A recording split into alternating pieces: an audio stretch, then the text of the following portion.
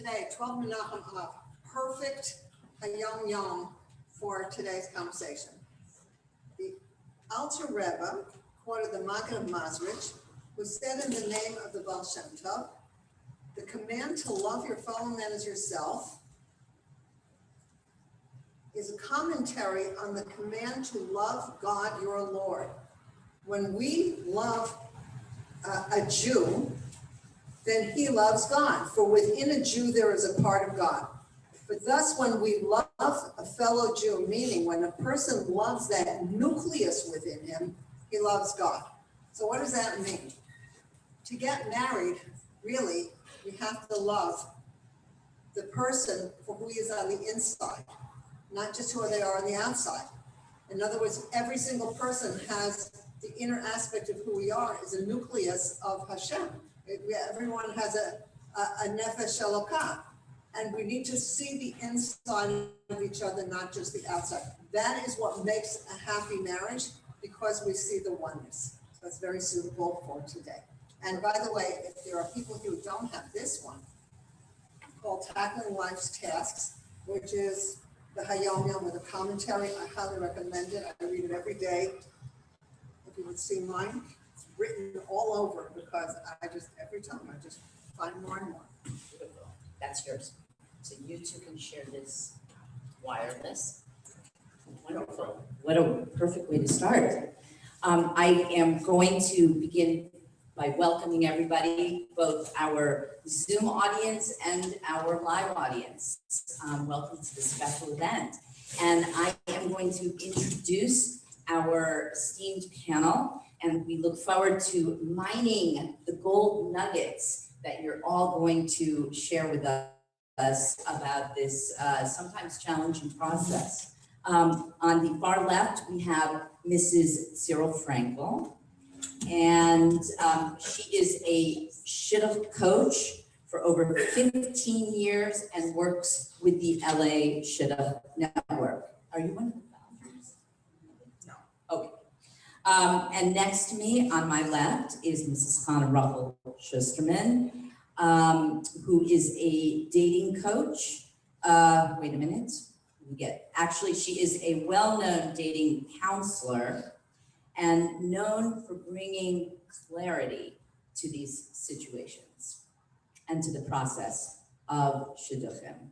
And to my right, I have Rabbi Lipsker, who is the Rav and Shliach of Chabad of Sherman. So welcome and thank you. So the format for the evening is I'm going to direct certain questions that came in to specific people. I have a list of them, and I think they're pretty comprehensive. There were a lot of questions that personally resonated with me. At the end of this, if our audience has any further questions, we will open it up to that. And then afterwards, there's going to be refreshments and dancing in honor of Tu B'Av and everybody finding their shidduch. Okay, so our first question is directed to Chana Brachel. How will I know if my daughter or son is ready to date and ready to get married? What if I feel my child is ready, but they think they are not yet ready and want another 6 months or a year? What do you suggest? So the first thing I'm going to say, which I'm probably going to say a number of times tonight. Mike, just because of our Zoom audience. I might say this a number of times tonight. It depends on who the person is. Better, if a person is ready to do so, it's good to get married younger. It's a good idea. But it depends why the person doesn't want to get married yet. Sometimes the person is a little bit afraid to get married, or they have some things they feel they need to work out before they get married. And it's a good thing to know what they have in mind. So if they have something in mind that they need to work on, or maybe they need to talk to somebody about marriage before they're comfortable, then they should have that time. But if it's somebody who'd like to travel in the world, so guess what? There is life after marriage. You can also travel after you're married, and you could grow after you're married. So sometimes it's just not necessary to wait, and you're able to explain that. Great answer. Fantastic. Rabbi Lipsker, the next one is to you. How do I find a Shadchan who will take the time to get to know my child and put in the effort to find the appropriate match? Everyone has that question. First of all, the Rabbi uses the language Shadchan Bal Meretz, a matchmaker that has merits. Translate? Huh? Enthusiasm? Enthusiasm, alacrity, it has a lot of words. Merits, who is a go-getter. That's in general. And how do you find a Shadchan? The way Shadchanim work today, there's various different ways. So if you're looking, or a family member is looking, the best thing is meet the Shadchan or Shadchanta so they can get to know you. And I'm saying the obvious, once they have a conversation, a Zoom, a personal meeting, then they can start thinking who would be good for you. Just ideas, won't just be this name, that name. Usually what most people are doing today because of distance or lack of time is here's the resume, write about yourself, what you're looking for, what you're excited about, and then I'll see, maybe I have somebody that matches. What do they call it? Algorithms, right? You know, let's see if there's something that works, which is okay, but it's better yet if you can get a personal interview. So that's number one. Number two is maybe a family friend. Number three is, this is just a good piece of advice, why don't we pay the Shadchan for their efforts as well? Not only when a Shidduch happens to pay them for the Shidduch, but even if nothing happened, or even if one day it happened, for their efforts, send them $100, send them $150, just for starters, you know, a beginning, something.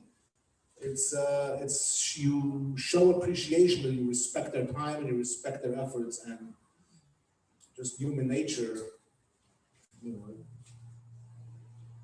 just a good piece of advice. I'm not a Shadchan, so the Shadchan can't say it, but I'm saying it. That's fantastic. That's a good one. Thank you. Before you ask me my question, can I just make a comment? Yes. I just wanted to add to Rabbi Lipsker's excellent response. The Rebbe says to give a down payment, actually, to the Shadchan. You choose a Shadchan that you want to work with, that you feel comfortable, you feel will have your child's best interest at heart, and to give them a down payment when they start helping you. Is there a suggested amount? I think, you know, I would say, you know, a lot of the Shadchanim are charging like $180, $250, the ones who are charging. So I would think that that's the ballpark of a down payment. But, you know, every case is different and every Shadchan, every person,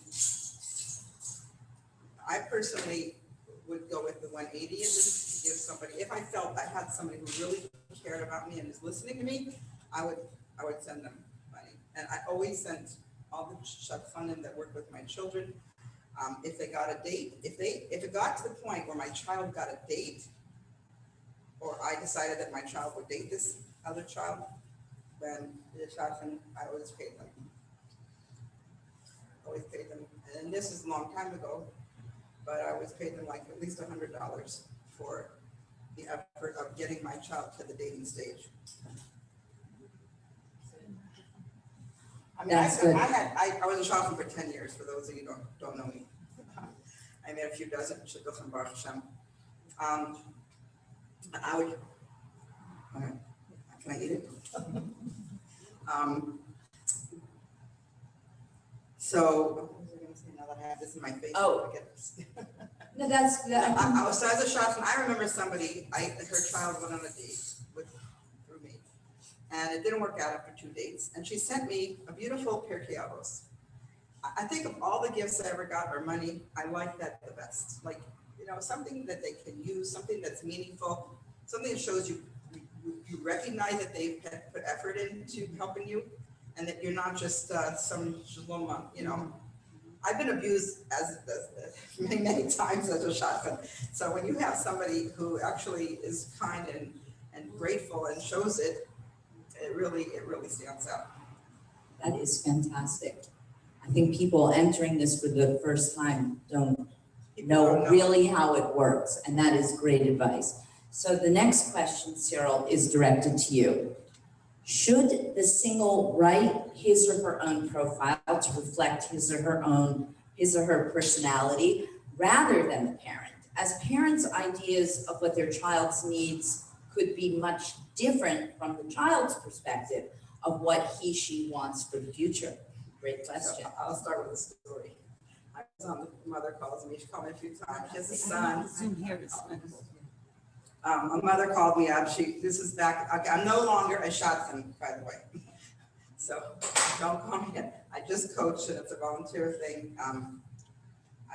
But anyway, so when I was a Shadchan, I got a call from a mother. Here's the conversation. It was really, she's telling me, oh, her son, he's this, and he's so Hasidic, this and that, and he wants this, and he wants that, going on about her son. And then I said, so I asked a few questions to like, kind of for in my own mind, to like kind of see what kind of girl he needs. You need to know like where they're really holding. So one of the questions I asked was, does he trim his beard? And she said, oh, my son would never trim his beard.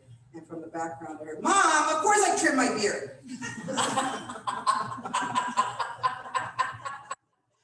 So you need to, like, okay, as a Shadchan, when I work with people, and this is very rare, you're not gonna find this. So I can't really, maybe I shouldn't even tell you, but I would tell people, it's not about the resume, it's about who's representing you, okay? Your resume is a piece of paper. They all look the same. So you have to find someone who's representing you, who knows you, who's met you, who cares about you, who thinks you're wonderful, who's gonna represent you in a really amazing light. So that's why I said, that's my job. So let me get to know you. And I would sit with them for an hour and a half, and I talk to parents on the phone for an hour. I'm trying to get to know them so that I could, speak on their behalf and represent them. I said, I don't care about your resume. Just give me the name, rank, and serial number. That's all I wanted. But most people do have to write a full-on resume with all the details. It needs to be as truthful as you can be. Now, the parent has to have the child sign off on it. If the child does it, the parent should sign off on it.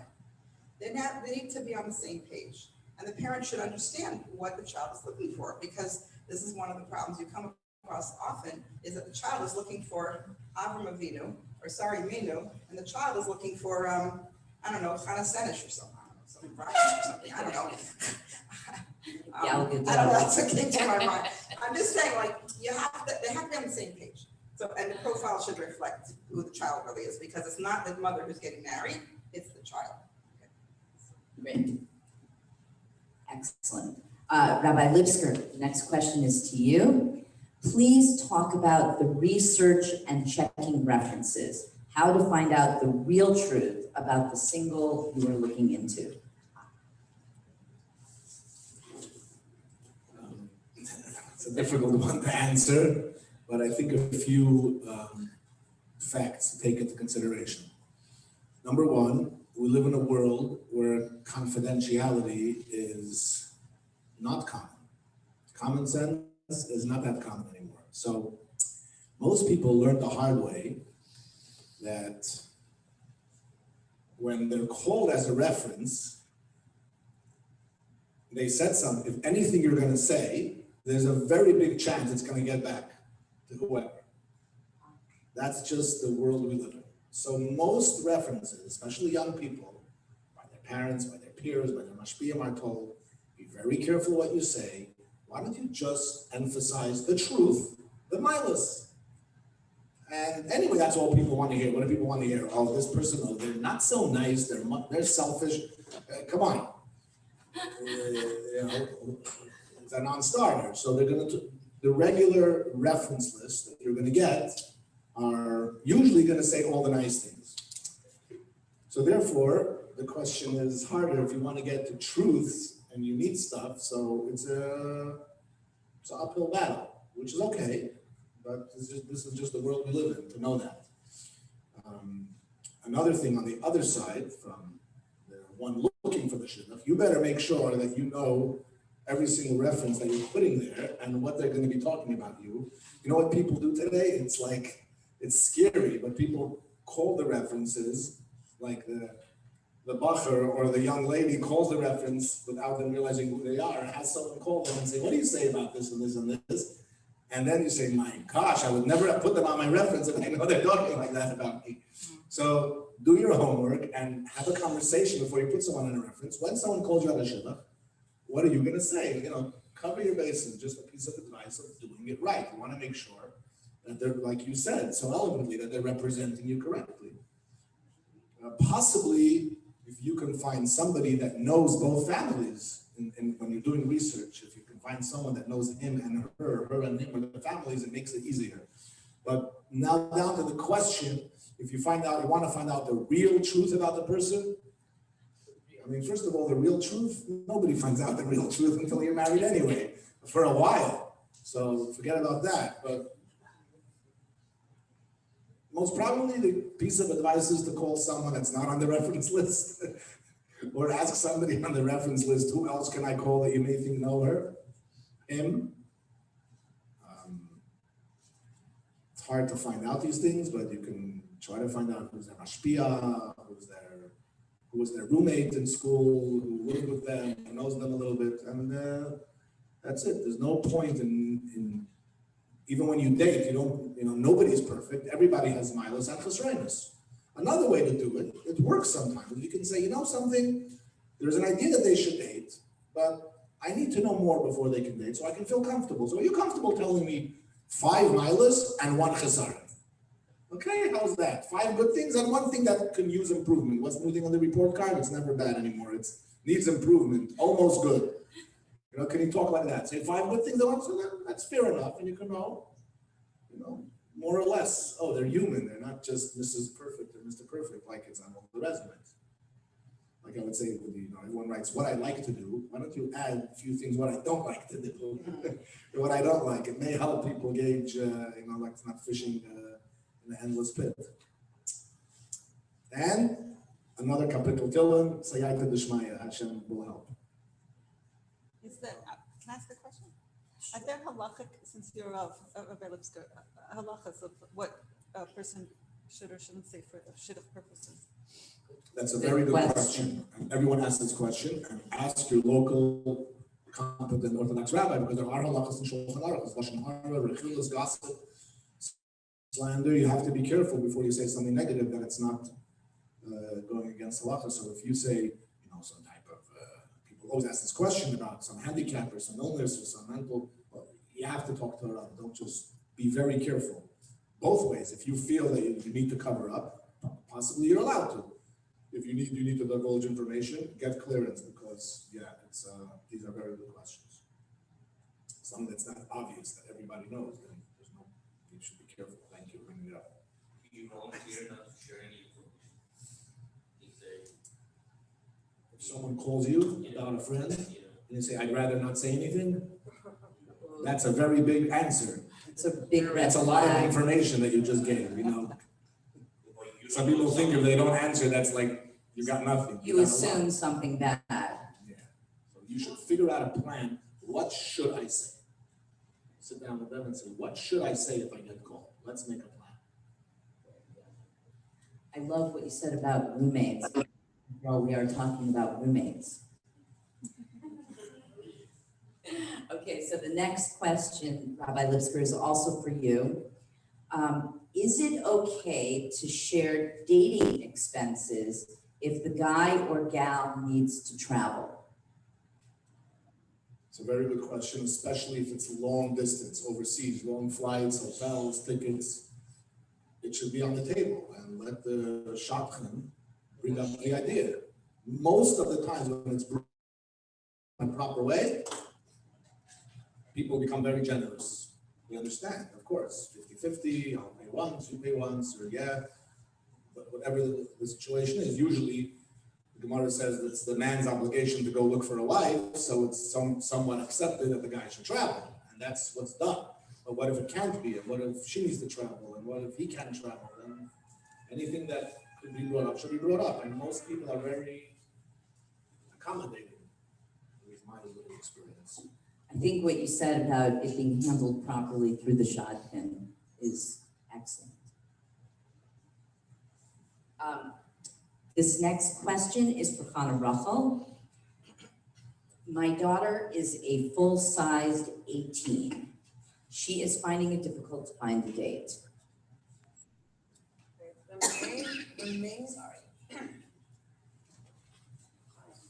The main thing is for the girl not to think of herself in some kind of description like overweight.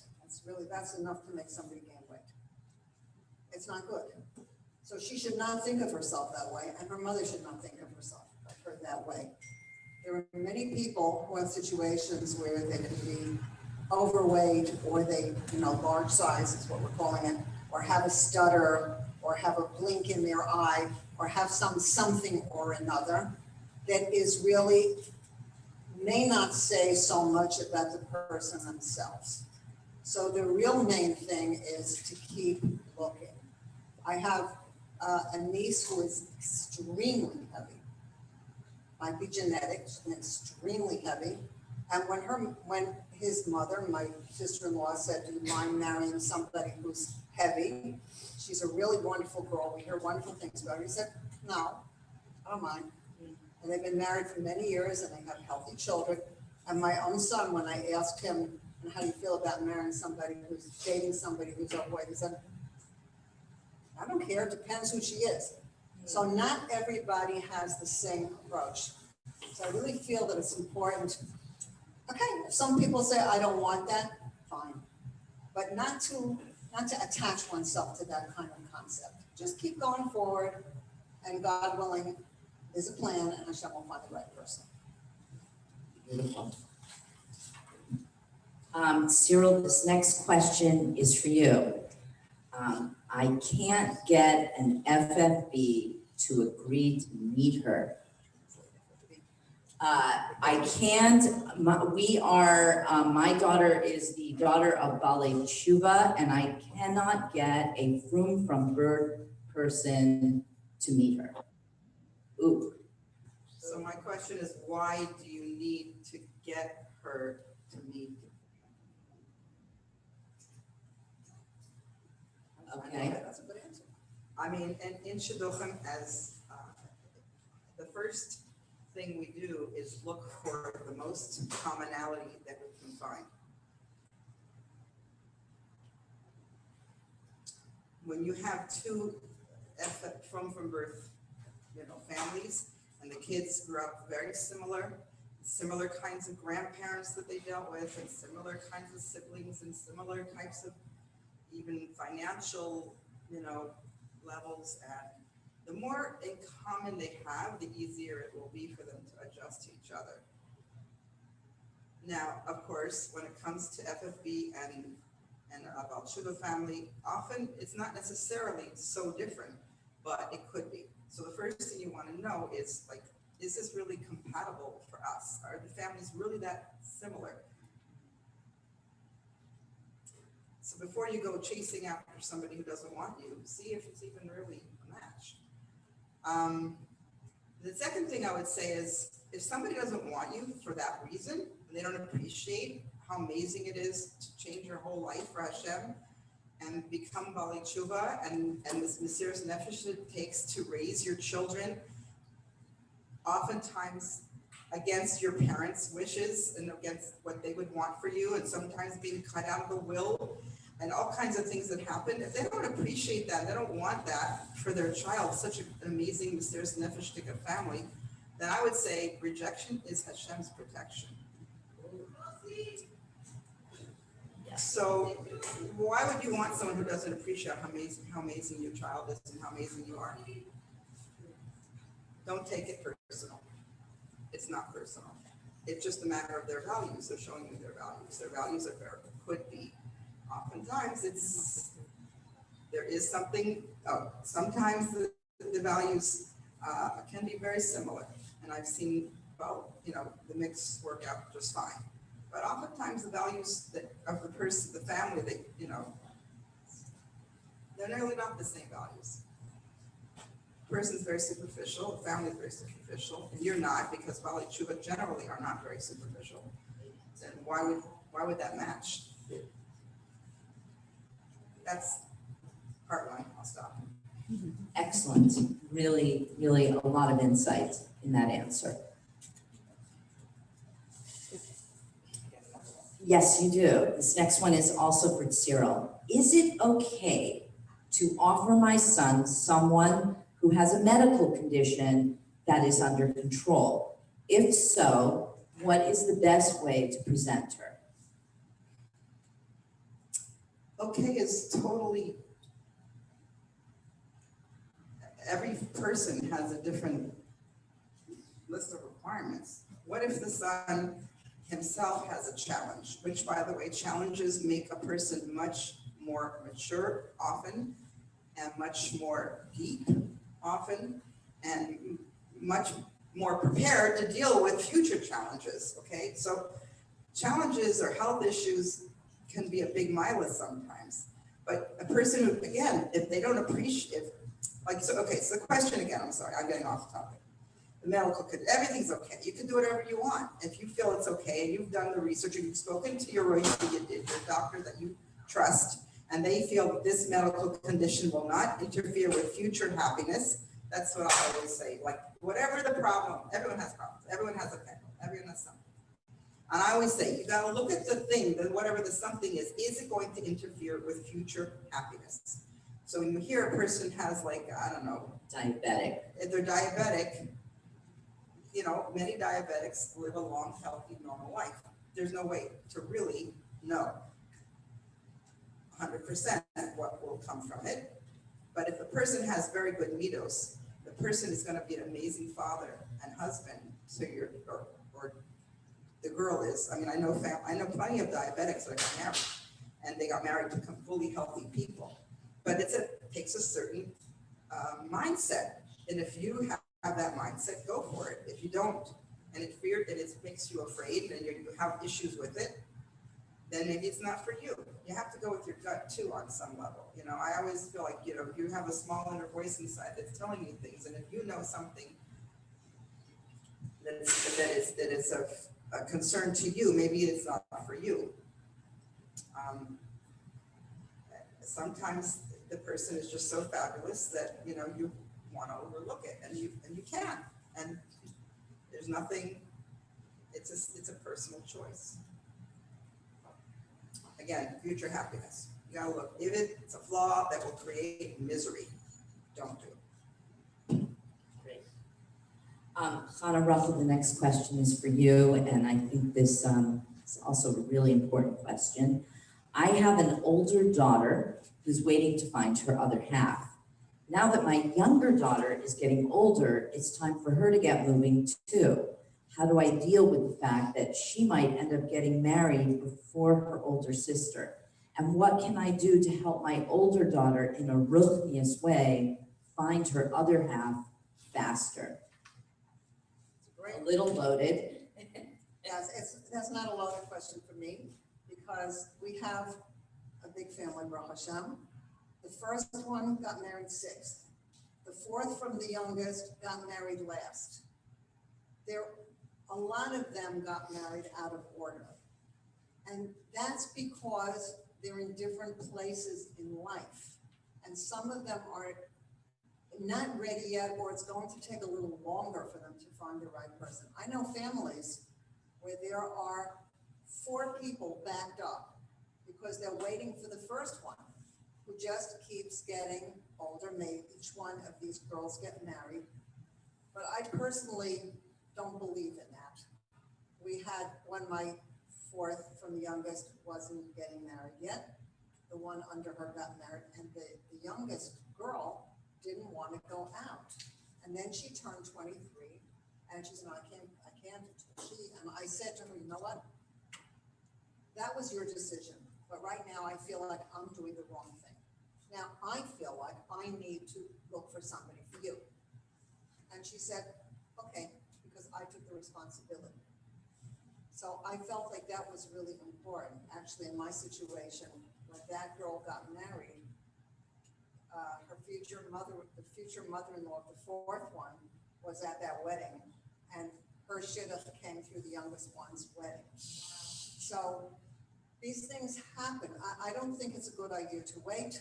let the younger one get married first, it doesn't matter. It should be whoever is ready to get married, has the right one, let them get married. Now, the second part of this question, how do I deal with the fact that she might end up getting married before her older sister, is a little convoluted. How do you deal with it? Baruch Hashem, I'm so excited. That's how you deal with it. You don't say, oh, my older daughter been married yet. You don't do that. Just happy for each one the way it is. Okay. Now, there are certain halachas about this, that when the younger girl is going to get married, and for that you speak to a Rav, she is supposed to ask her sister for permission, her sister, and she's supposed to give you some money to put aside for her older sister's wedding. And also, what the Rebbe says is let them get married a little later. In other words, if they could get married the week before, 2 weeks before Pesach, let her get married on Lag BaOmer. Why? To give the older one more of an opportunity, so that you're not rushing. But you know what? It's the older one also has to hear, which is what it says, that if she lets her younger sister go graciously, or brother, that is a bracha for her and will help her find her shidduch. But I really think it's not a good idea to feel guilty. Think you're up to what you're up to. If you have a daughter who's ready to get married, 2 daughters, 3 daughters, work for 3 shidduchim. Don't wait. Sounds like a We did full-time that all the job. time. It was a full-time job for years. Yes, Baruch Hashem. Great, excellent. Thank you. I just do it professionally now. I don't, my children are married, thank God. Rabbi Lipsker, we are back to you. The next question, saying no. Is my son realistic? Should I support him as he turns so many great offers down, waiting for Ms. Perfect? You saw my little change If there. I may comment just one thing on the previous question, Of course. because I was involved in a few cases. If there's an older sibling that's going to be asked permission, please do so before the younger sibling starts dating. Because what usually happens is maybe she'll go on a date and all of a sudden the older sister, maybe she's 5 years older and living somewhere else, wasn't told because of the sensitivities. And now she's ready to get engaged. Can you please give permission? And that made a big, rabbis have to get involved. And I think it makes it easier because you're saying, you know, she's 23. I think I need to start looking for somebody. So I would like you to accept that. Exactly, you said it right. And that just helps them to get used to that idea. Absolutely, get the permission as early as you can, for sure. Is my son realistic? Well, one of 2 options. Number 1, he's not realistic. And waiting for Mrs. Perfect has some type of imaginations of where is he getting his information from or his expectations from. Another option is that he has a hard time, or she's communicating to the parents what type of family or what he's really looking for or what he doesn't like, and they're not really getting it. So he's really just saying no instead of getting to a whole blowout conversation with them, where it happened a few times and they say, oh, you're crazy and you're wrong and you think you like this, you know what's better for you, no you don't. Who knows who's right? They may both be right. But the point is that sometimes that's what happens, and he says, you know what, I'm not gonna argue with them anymore. Look for whoever you want, bring up the name, and I'm just gonna say no if I don't think that's a fit. So sometimes, so the bottom line is more communication is needed.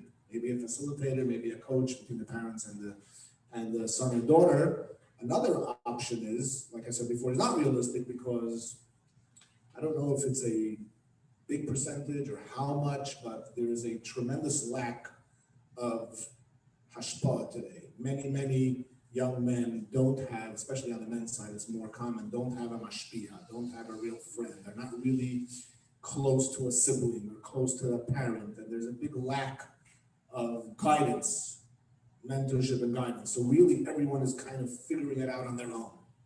And that's a problem.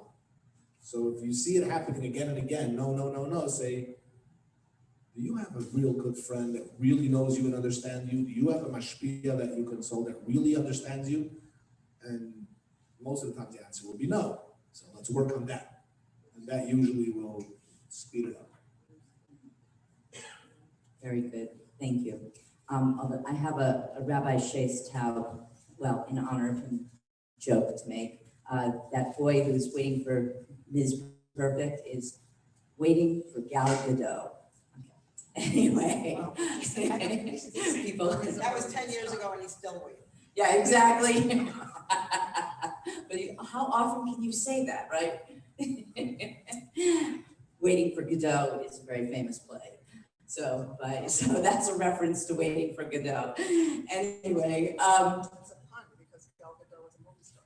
yeah, it's a pun, exactly. So it is a pun, and it's a pun that one can only make in a very rare circumstance like this. Okay, this next question is to Chana Rachel.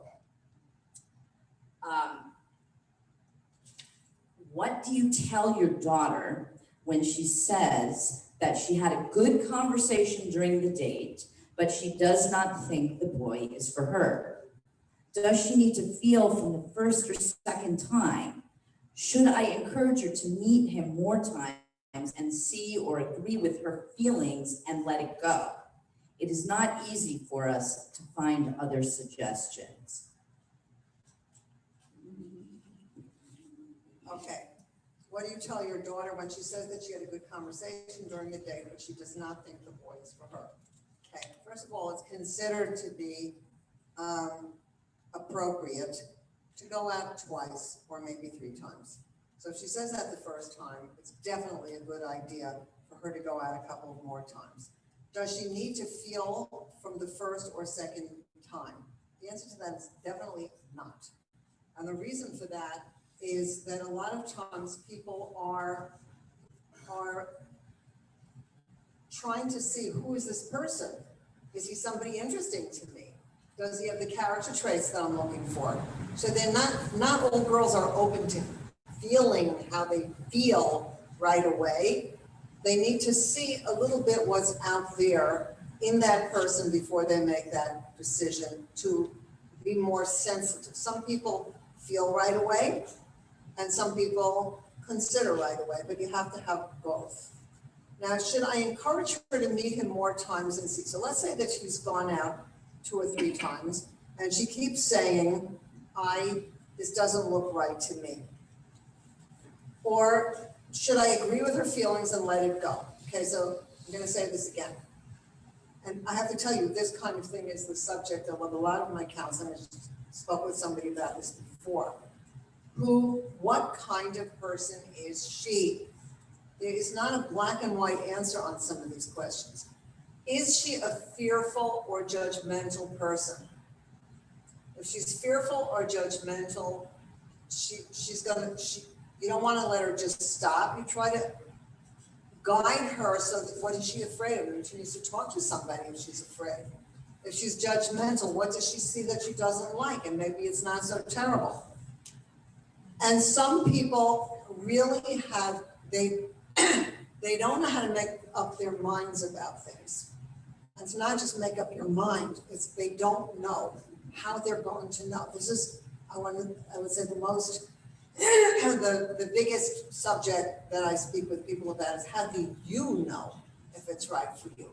Not just how do you know if it's right for you, how do you know if it's right for you, which is something different. Now, let's say that this is an intuitive person and she does know. She's intuitive, she doesn't have trouble making up her mind. She says, he's not for me. Okay, so then back her up. Back her up. If it's somebody who needs to talk about something, straighten something out, talk to her, help her find somebody to talk to. But if she's intuitive, it's not good to force people to keep going forward. So if she's being fearful, or the first part, not the intuitive one, so would it be the Shadchan role to encourage her and ask her, are you being fearful because, or would it be her parents that would be encouraging? Who would be talking to her regarding her decisions? Okay, so a lot of times people call me when they don't know what to do, because you can't always rely on the Shadchan to do that. Right. The Shadchan is working with two people and hopefully trying that's why I'm not Shadchan. She's trying to make it come together. I'm not trying to do that. I'm trying to help each person find what's right for them. That's a very different position. But sometimes, because the mother is the one who's doing the talking to her daughter or son, she can say, are you worried about something? Somebody, years ago, somebody in the community sent somebody to me. It was a Motzei Shabbos, and she was going to take a plane in 2 hours to go to New York to her l'chaim. She had said yes, and she was engaged. And her mashpia, the girl was so nervous, and the mashpia didn't know what to do, so she said that she should talk to me. It wasn't a very long conversation. It turned out, what was the problem? She had some fears about marriage. Do you have fears about the boy you're engaged to? No. Do you think he's scary? No.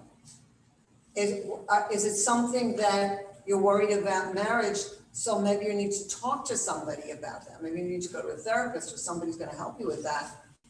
She never thought of that. And she said, maybe. I said, but that is something that you have to decide. Either you must work this out completely before you get married, or it's somebody that you can talk to and have a mashpia and work this out, a mashpia counselor, while you are engaged and getting married to somebody you like and you trust.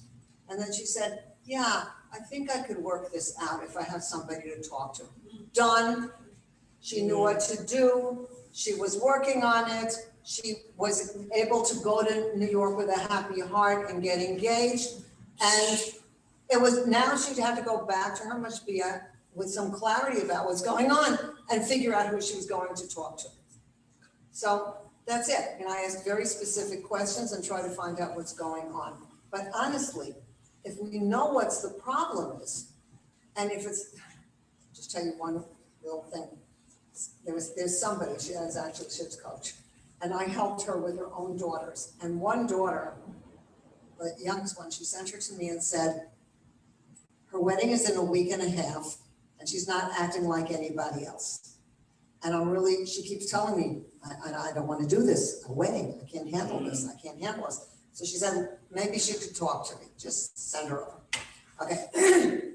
So I talked to her for a few minutes. She got a wedding. Oh my God. I said, how's everything going? Fine.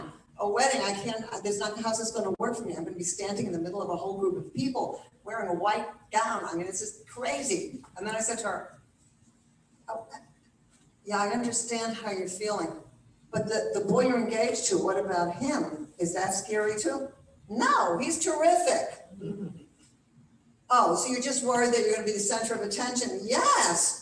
Oh, so all I had to do was say something like, your job is to greet people, let them know you're happy that they came, and give each person a blessing.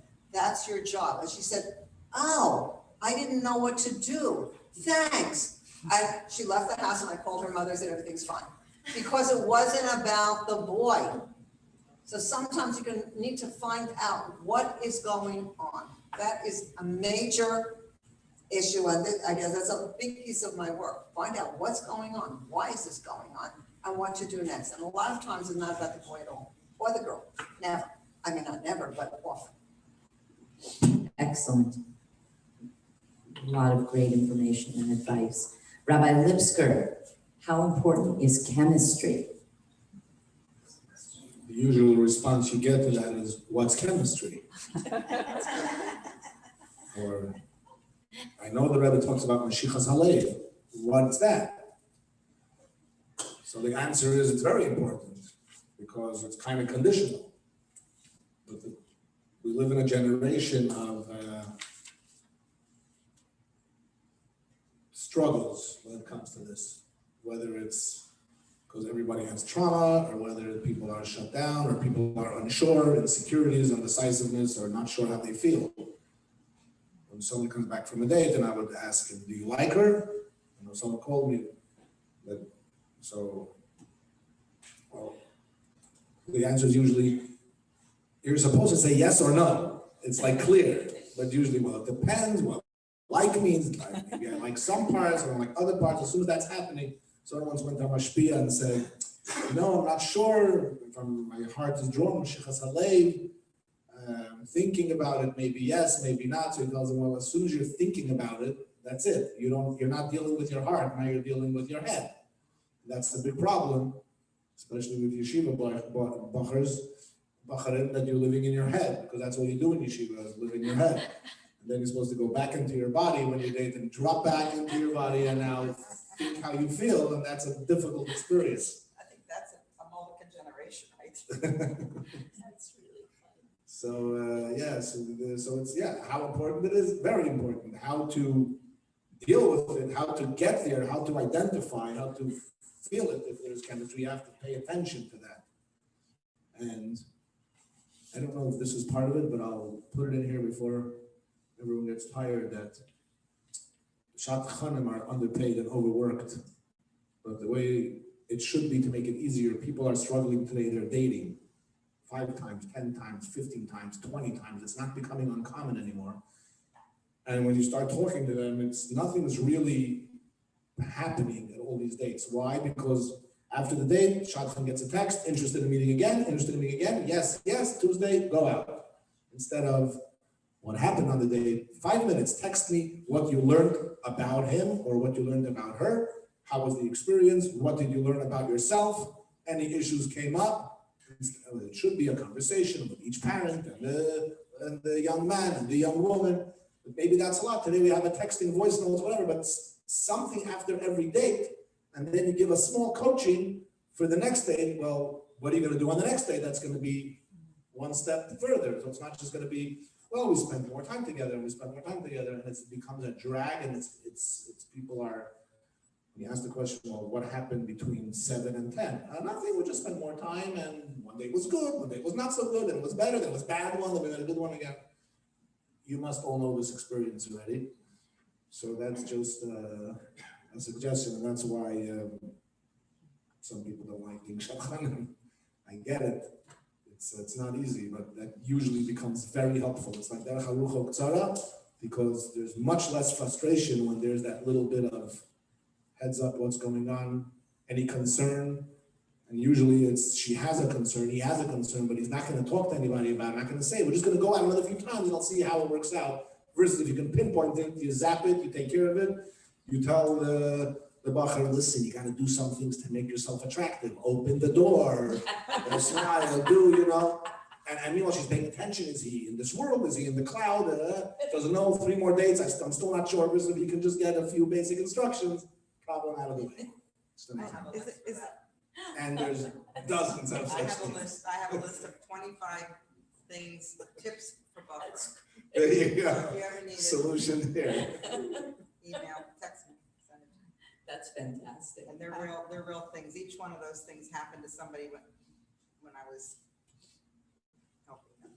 The girl gets this door, he walks to the hotel door, he opens this big heavy door, and he walks through, and he lets it slam. Oh, Yeah, thank he you. lets it slam right in her face. That's just one, but there's many. Don't ask. A girl and a boy get off a subway. Is it my turn? I'm sorry. It's okay, you're. A boy and a girl get off the subway in Crown Heights at midnight, and the guy says, "Okay, thanks, goodbye." Like, it's midnight. She's walking home alone. Are you kidding me? That guy didn't get married for a long time.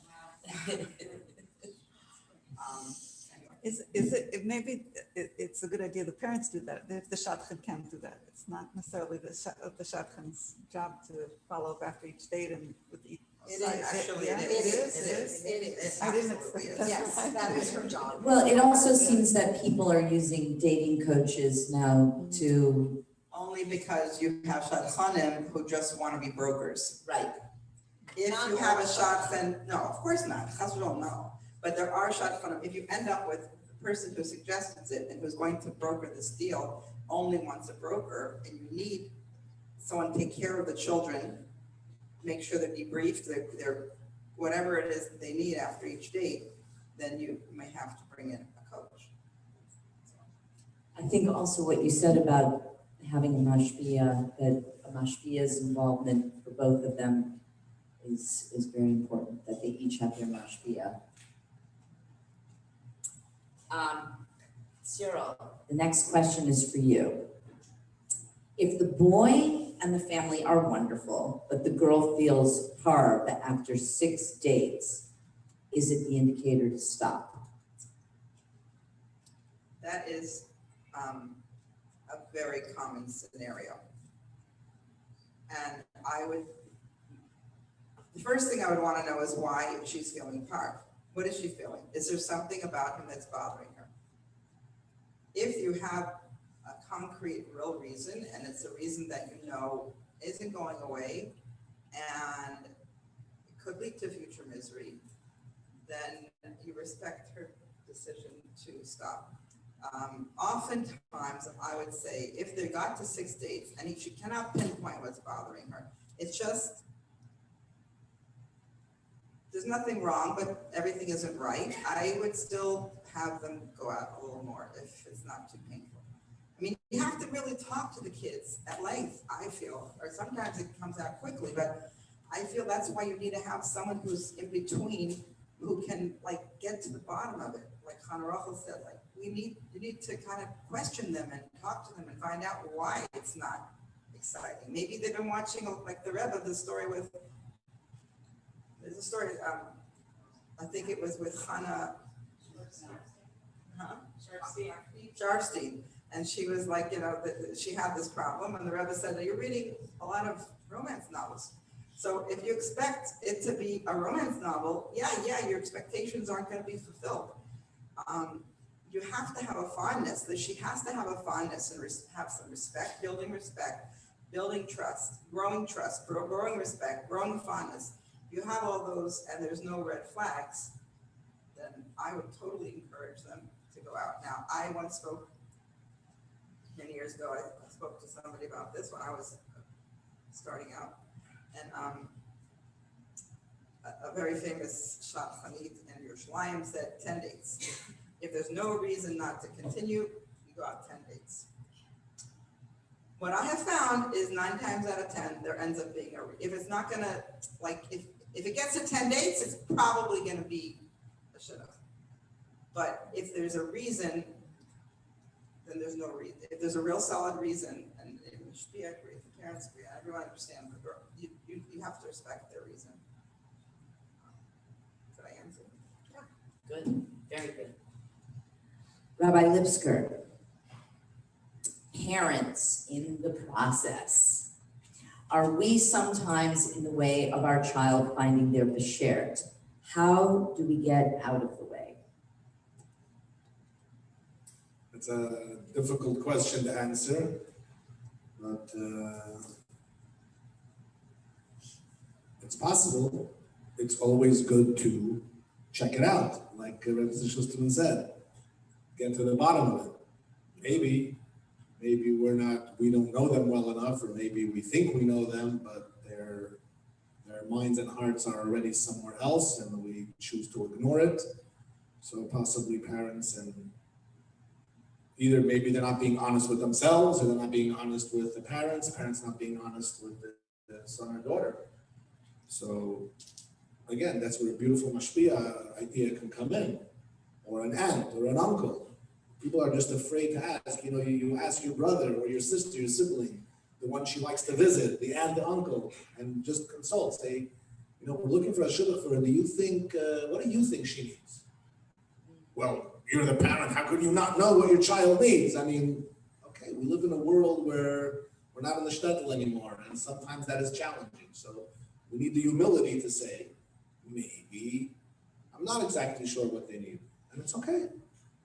What's it called? Shidduch therapy. People want to invent maybe mochatanam therapy. Maybe it could be a shidduch. Your child is ready to go on shidduch and go get some counseling to see if you really know what they want. Or maybe ask their mashpia or a favorite family member or a real close friend or something. Hey, let's have a talk all together. Let's sit down and parents, son, daughter, friend, mashpia, and just work it out. And if you talk long enough, usually the truth comes out. What about, this is not on the list, I'm gonna ask a question. How much should the parents share with their kids when ideas or names come up. I mean, like you could have a mother who says, no, no, no, no, no, no, no, and there could be a yes in there. It's a good question. I believe in general, the Rebbe says not to share a name unless it's a real idea. What does that mean? Unless the other side said they're interested, unless you decided that this is a good match, even if they didn't say yes, you just want to clear it with them first. I don't have 100% clarity, but one thing it does seem like the older they are, so I'm gonna say once they hit 23, then the Rebbe says you're bothering their learning, and what they're doing. By that age, they may be anxious and worried if you don't tell them any names happening. Maybe you just tell them ideas. It seems like, okay, you're working for me. It's more common. But once they get older, it came with a reason. The Rebbe doesn't say Gezerah. Don't say a name unless it's a real idea. It's not a chayt. The Rebbe gives a logic there, because why take them away from what they're doing if there's no chance for this date to happen? Then you're just disturbing their calmness. But if it's there's nothing wrong to say, exactly, because why should we parents say no? Because we think the family today. Some people are just, what's it called? We notice the negativity first. You notice the chesroinus, and we just don't notice our own chesroinus. So we think we're perfect, and they're more imperfect. Well, realize we're also not perfect, and maybe it's a yes. So sometimes when we think, oh, my daughter would never go for that, my son would never go for that, it says who? Maybe it's maybe not. That was in Schusterman, I think you. Yeah, I was thinking that one problem with telling people that your sons and daughters' names, especially when they're younger, they didn't used to do it, but what they do is they look for pictures and they ask the friends, their friends, as if their friends are very experienced in this. What do you think? And then, yeah, what do you think? Oh, Yossi went out with her. So let me ask Yossi. Well, Yossi didn't get who she is, so why are you asking Yossi? And it's not a good idea to give them names, because then they take it into their own hands. And then what would happen would be that if this could be, before you even do research, they're doing their own research. And that is a mistake, because they don't know how to do it. And what they're going, she's so cute, why not? Is not a good reason to go out. So I completely agree. Find out what you can find out. And then if it sounds like a maybe and the other side might be interested, then you can ask your child.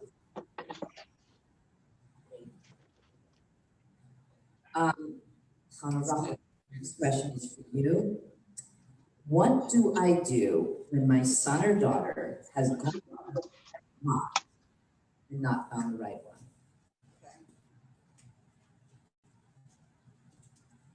So there's two sides to this. One is that when the dater has gone out a lot of times, we have to encourage them to have emunah b'tachon. Because going out with a lot of people is very wearying, and we need to encourage them. Hashem has a plan. We will work. That's on that side of it. The other aspect of this is that people keep growing from their dating. I find a lot of times that in these dating conversations, when somebody's going out with somebody for a while, that they discover that what they thought they needed, they don't need. Like somebody says, I need somebody who's very out there because I'm very quiet. And then they go out with somebody who's not so out there, and that seems kind of interesting to them. But they don't necessarily tell it to their parent who's looking for Shidduch, or to the Shadchan, because they learned something, but they didn't come back and say, I said, a girl said to me, I need a type A.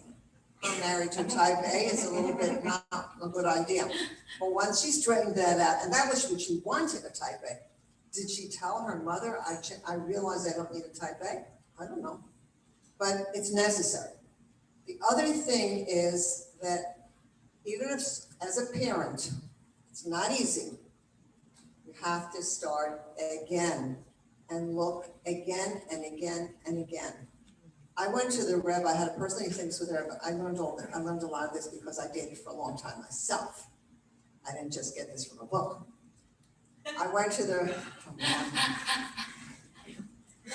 so I went to the Rebbe, I personally attended in the Rebbe's office, and I said that I need to get married. Now, the Rebbe knew my type.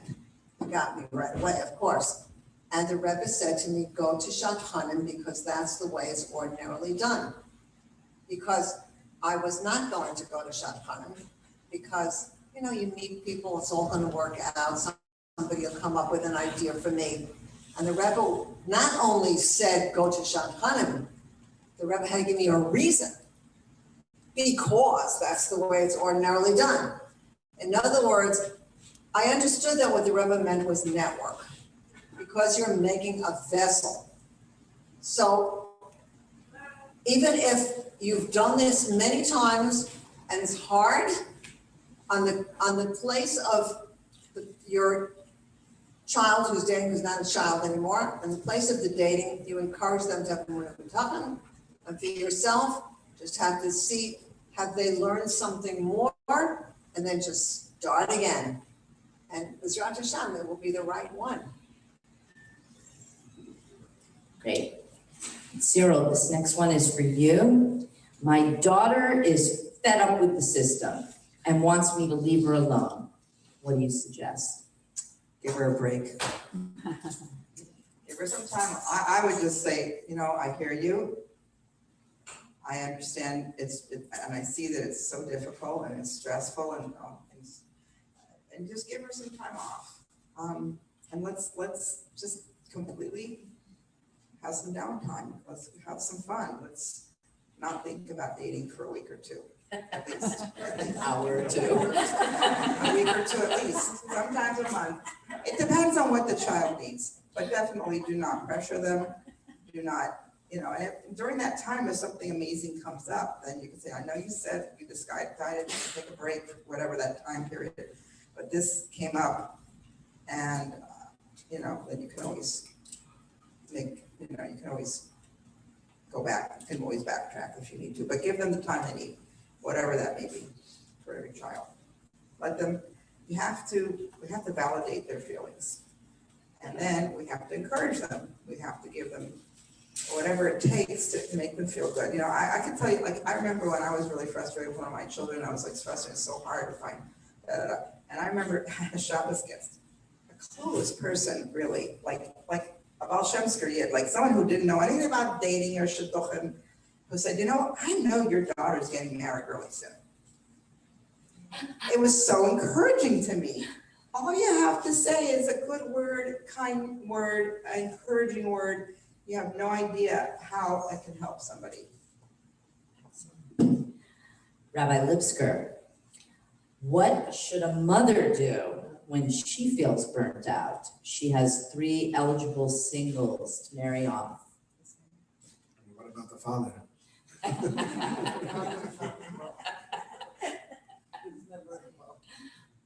a good Well, as you question. said, Emunah and Bitachon, you know, look through the Shidduch book, the Rabbi brings a few segulas, but I think something important that the Torah tells us is a mitzvah asay to daven once a day, at least physically.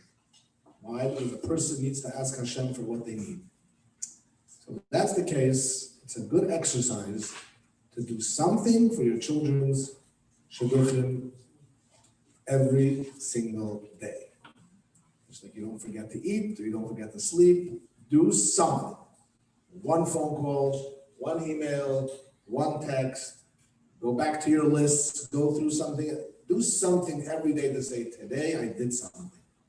And it's not to do a whole day, it's just something. Keep making that keli.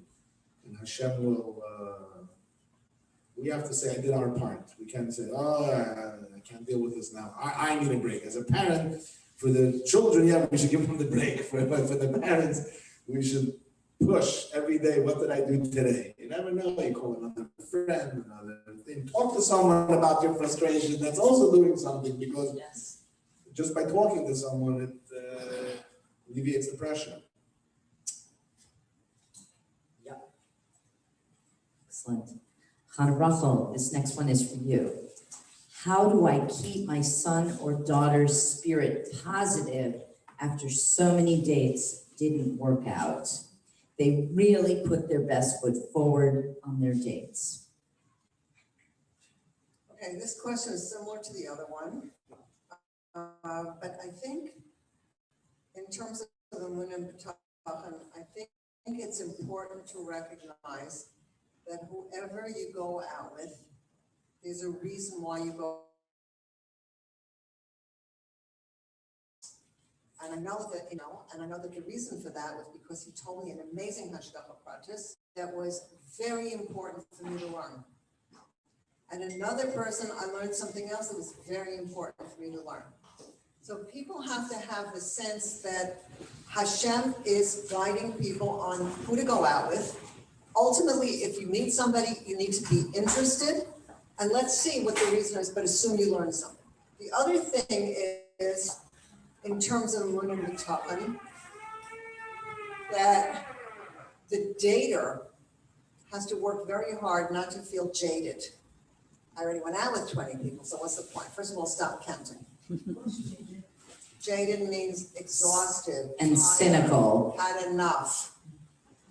But you have to start again, and Rabbi Nachman of Breslov says, you have to start new every day and sometimes many times a day.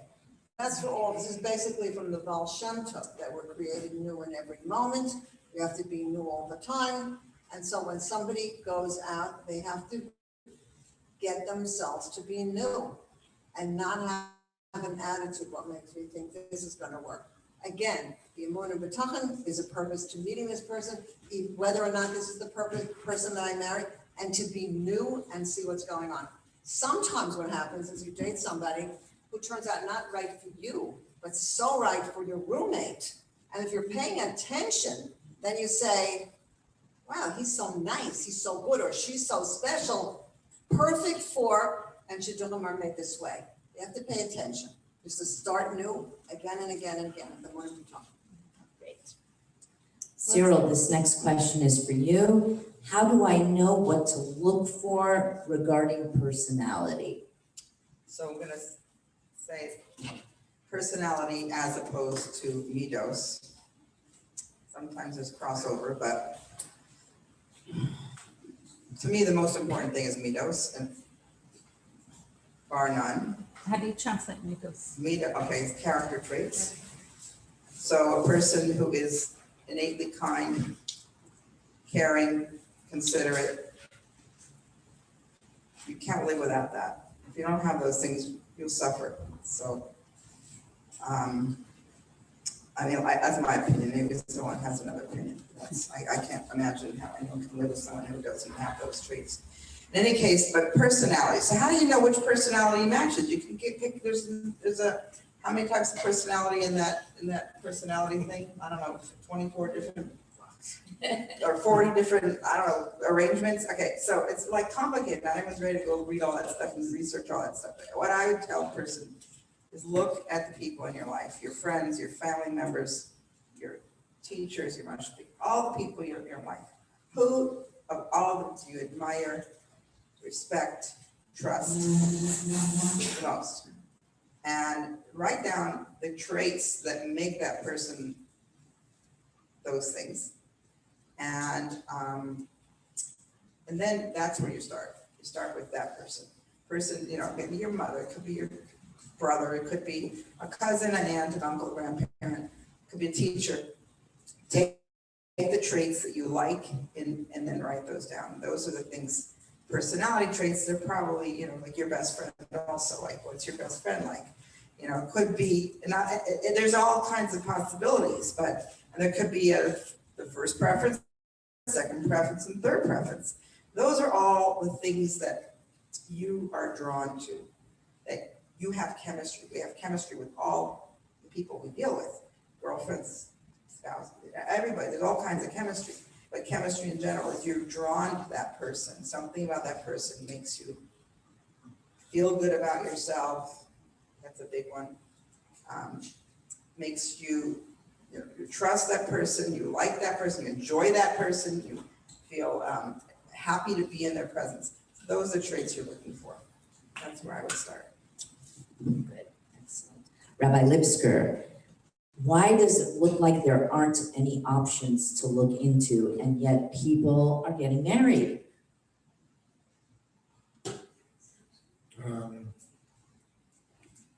The question says the answer. It looks like. It's not the truth. And that's it. One thing you can reflect on is, am I dismissing ideas because of preconceived notions, because something I heard 20 years ago, or something I thought this way, or what's the other person going to say? Unfortunately, we live in a world where, even though we're so advanced and so honest and so aware, but many people are still worried about, is that family good for me? What's the image going to be like? How is it going to reflect on us? Got to get all that mishigas out. If it's good for my daughter or it's good for my son, and there's no major dysfunction because people ultimately grow up in a home and that affects them. But if there's nothing that's a red flag or something that's very concerning, go back to the list and look again and make a few more phone calls and say, you know something, that's so interesting. I had this image about that person or that family, and now you're telling me different. Yeah, 9 out of 10, it'll be that way. And we're just, it's in the head, it's imagining. So go back to the list, go back to the Shadchan, look through it again, and there are plenty of people getting married, and there are plenty of good anashim benashim out there. Good. Tzirel, this next one is for you. I don't feel like okay, this sounds, this is from a singles perspective. I don't feel like I'm being set up with people who match, even though others similar to me are being set up with people, are being set up with their match. Can we just leave off the second part of the question? It doesn't really Don't apply. compare yourself to other people. Why are we comparing ourselves to other people? Everyone has a different journey.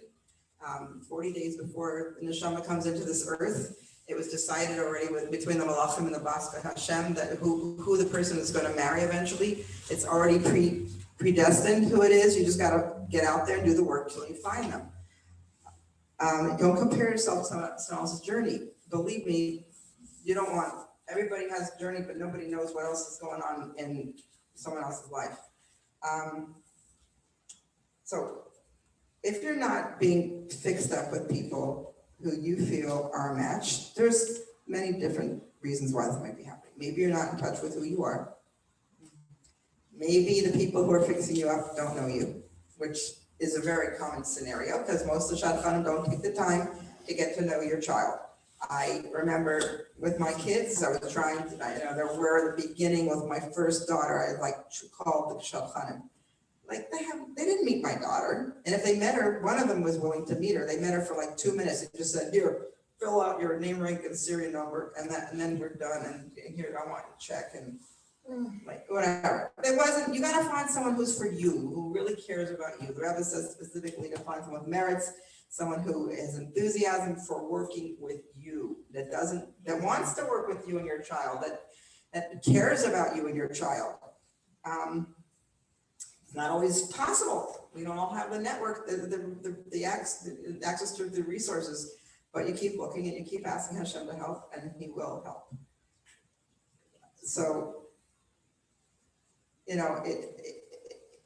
again, the match is out there, and the person has to be finding someone who knows the person.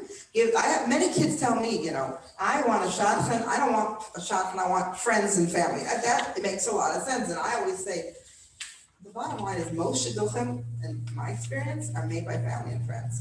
And when I was involved in shidduchim, I told people, if I don't get to know you and you don't sit there and talk with me for a little while, then I don't even have a chance to make you a shidduch or your child a shidduch, because shidduchim are made by family and friends. We gotta be friends first. You have to know the person. People that are making suggestions have to know the person. I think that's my opinion. Rabbi Lipsker, it feels, this is kind of related earlier questions. It feels like there's a gap between Shadchanim and the singles dating. It feels like I'm just a name. How do we bridge the gap? Yeah, I think it was answered already. The first thing is, again, it feels like, it's in the question. Check it out, confirm. Maybe it's just it feels like, maybe it's not the truth. Second of all, let's do our part. Ask the Shadchan for an interview. Can we talk? Can we spend a half hour together? Can we go out for coffee, for lunch, for a phone call, a Zoom? Today, everybody, a Zoom meeting. Get to know, like you're saying, very good. The Shadchan needs to be your friend first. So in general, yeah, we're Lubavitch's grace. Baruch Hashem, there's so many people. Shadchanim are busy, maybe over the head, but you gotta push for yourself. Like someone said, the teacher's in a class today, how many children that the classes are growing? Can the teacher give individualized attention to every child? They should be able to, it's very difficult. Well, work on it. Your child should you have to be a little selfish here and get the attention of the Shadchan. Calls, thank yous. Again, thank you before, thank you during, thank you after, thank you again. Show appreciation and become a friend. How do you make a friend? It's not automatic. Shadchan becomes a friend, and that's a plus. Great. We have another question for you. Is it ever okay to say no based on a picture? This is the big argument. Yes, pictures, no pictures. Should the person ask for a picture? I'm not going to ask him, but does every resume must have a picture? I think there's difference of opinions, but to make a judgment on a person based on a picture, that sounds nished. Something is wrong. It's a positive, like something that, everybody knows that pictures aren't true. Most people say, "Oh, you look different than in the picture." Photoshopping. So come on, give them a chance. Would you want someone to judge you based on a picture? No. So why do you want to judge others based on a picture?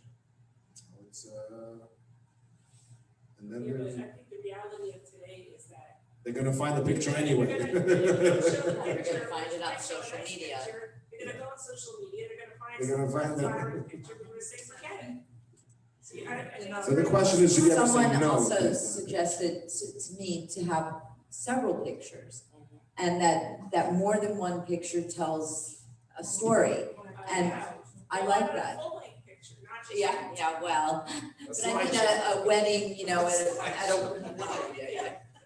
at a video. Like 360 to the. But I think this comes back to where it's a mistake to talk too much about an idea that comes up. I know sometimes the daters say, well, I'm already 24, so you should tell me everything. Well, that's a good way to not to take the choice out of your hands. Now, if you want them to choose who they're going to get married to, that's another thing, but that's not Shidduch dating. So if you want to have some say over it, you need to do your own research first. And you also, if you choose to look at a picture, you may do that if you think this is completely not going to work. That's all up to you. But to hand everything over to the dater and say, ask your friends, I'm not going to research it. When you come back and tell me you like the way they look, and you already asked 20 friends, and I just had this recently, that somebody called me a mother, and she called me to talk about her daughter, and she said, my daughter found out that her friend went out with this boy she's going out with. So she thinks there must be something wrong if she's going out with somebody that her friend rejected. What? You try on a dress, it doesn't look good on you, so you take it off. Does that mean it's a bad dress? It means it's not for you. Your friend tries it on, looks great on her. This is ridiculous. But I think we have to keep it close to us and not just throw them into waters that they can't handle where they're making superficial decisions. That's my opinion. The less said, the better until we decide. And you know what? Sometimes they would possibly marry somebody that you know is not going to be good for them. Not because you have some kind of idea that there's somebody that they're not, but because you understand something about them that they don't understand. Now, I'm just going to give you one example. It just came up. This year I couldn't do it because Israel was closed. But I speak for the girls in the seminaries in Israel. I never said this before, but one year there was a girl there. She was actually a little older. She was working there to help. It came into my head to say, sometimes your parents know things about you that you don't know about yourself. Like, for example, sometimes a person is kind of like, like a balloon, like, wow, everything is so, and you don't know that about yourself because you're just you. And your parents say, this girl is going to need somebody with a string to hold the balloon, who's going to be a little stable and down there, because he's going to think she's wonderful and refreshing, and she's going to think he's ground. Okay. Then she asked to speak to me. Her parents already had somebody to go out with for her. We spoke about when she would do it and how she would do it fine. 2 years later, I bumped into her in Yerushalayim when I was there. And she was obviously married. And I said, did you marry that boy? She said, you're never going to believe what happened. I went out with him. He was a balloon too. I never said that before, ever, but just came out in that class. He was a balloon too, and the two of us were going to fly around the world. And when I realized that, I just said, this isn't going to work. And my mother, I need to tell my mother, see, that's one of those things. I need to tell my mother, I need somebody more grounded. And she said, you know what happened? I married the grounded one. I said, are you happy? She said, very happy. It's just what I needed. So sometimes the parents know more about the dater than the dater knows. So I think we have to keep a little bit of a, be careful. Be careful. It's just like you wouldn't tell your child, here's the car, go drive. I know you already took 4 lessons and passed the test. Just a minute. Let me just see what's going on before I just dump this into your hands. Chana, the next question's for you. And it's, again, related, but it's slightly different. What's the right balance between going out with every good and nice guy that comes up and being too picky? It's exhausting to go out with so many guys. Everyone's resume looks great. Even after research, he sounds nice, no red flags, you never know. So does that mean we should go out? Okay, so I agree that it is not good to go out with too many people. It's not. It's exhausting, completely exhausting. And so what has to happen is real productive research. And a lot of people don't do real productive research. Now, the first thing is the parents have to have an idea, what does he or she need? Or what is he or she looking for? If you don't know that, then what kind of research is it? Is he a nice guy? Yeah. Is she a good girl? Yeah. So what do you find out about? Nothing. Found out nothing. So you need to know what he's looking for, what she's looking for, and research means asking questions that are specific to finding out if the person is suitable. So if you know that your child is very verbal and needs someone that she can speak with, then you can ask questions. And this is my own personal thought, and it worked for me great with my kids, to ask multiple choice questions. Instead of saying, does he like to talk? What am I going to say to that? Sure. I don't know what you want, but yeah, okay. But if you ask a question like, would you say he's more like on the quiet side, or on the, communicative, or more like he's a listener rather than a talker? You just put in anything, form anything. It doesn't matter, in the same neighborhood. And what I discovered is, for some bizarre reason, people like multiple choice questions. And I found things you would not believe about, that I found those things out about my children. I had stacks of papers from years of research that oh gosh. But it's okay now. It's okay now. But I found out so much, and there were people that just after I did my research, it was a done deal over, because people have to ask real questions.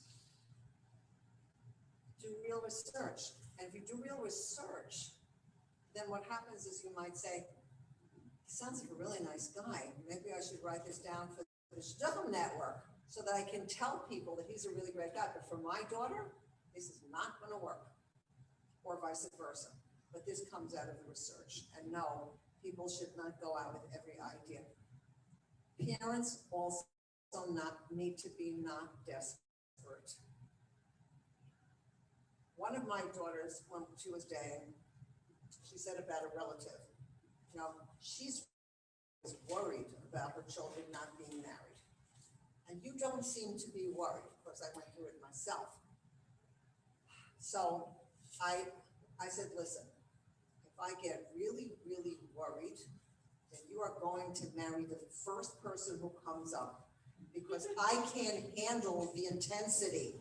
But if you want me to be able to say, this does not sound suitable, this does not sound suitable, this does not sound suitable, then I can't make myself anxious. I just have to have a mood and just keep doing one at a time. She said, never mind doing it, do it the way you're doing it. It's really important for parents not to get anxious. You only have a mood to talk on just one thing at a time. Can I just say one thing? How is a parent supposed to balance the amount of time and energy to do the research? You can just have pages and pages of notes and get to the point, okay, I don't think this is it. And then it's like all those hours, yeah. You get credited for the hours. Sorry, I have my PhD. You know what, really, what the thing is that It's exhausting the for us.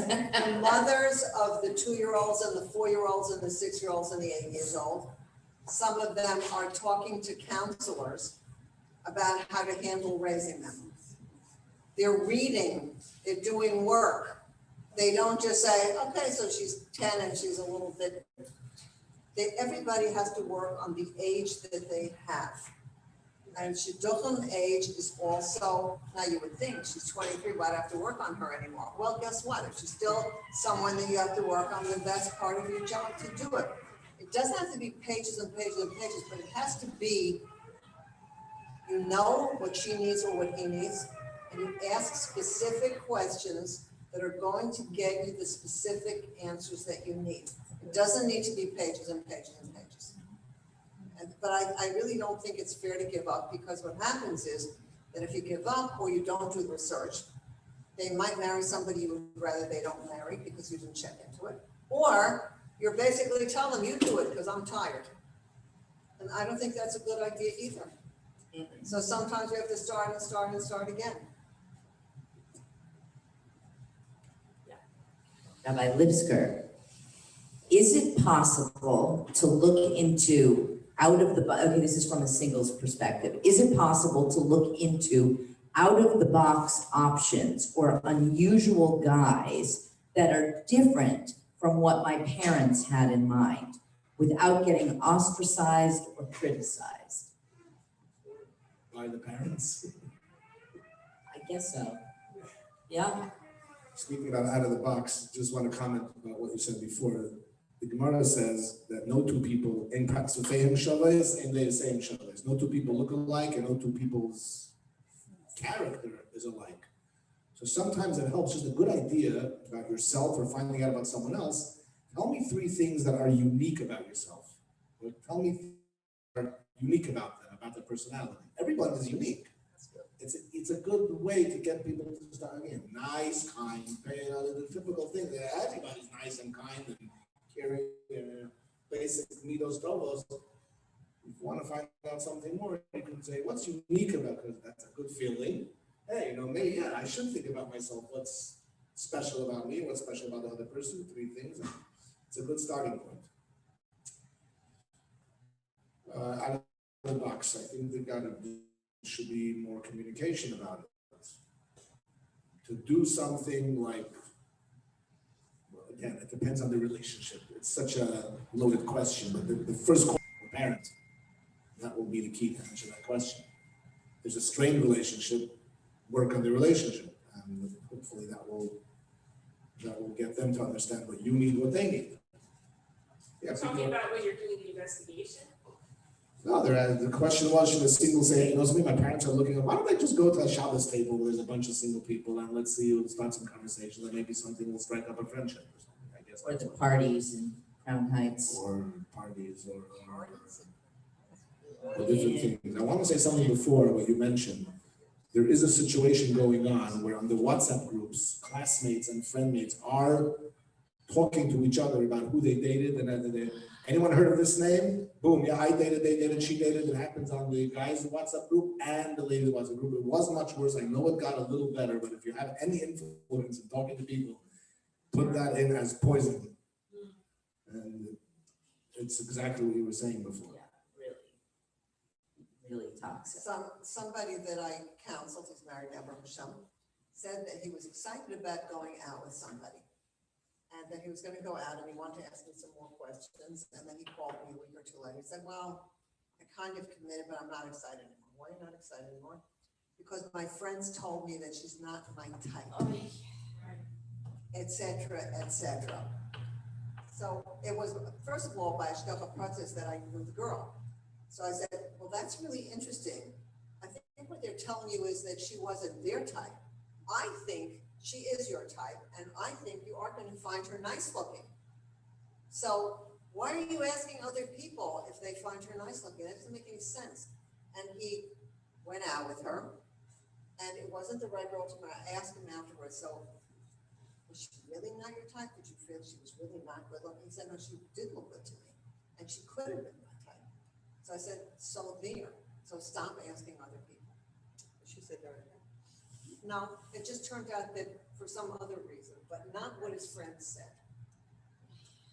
Yeah. Why are you frustrated? No, it's just, it's like, you know, the Shadchan frat, you know, it just, it's so inappropriate. I think it's a very good thing to bring attention to and try and stop it, because there should not be these WhatsApp groups. I mean, this is like. The Rabbi says we do not discuss our shidduchim with our friends.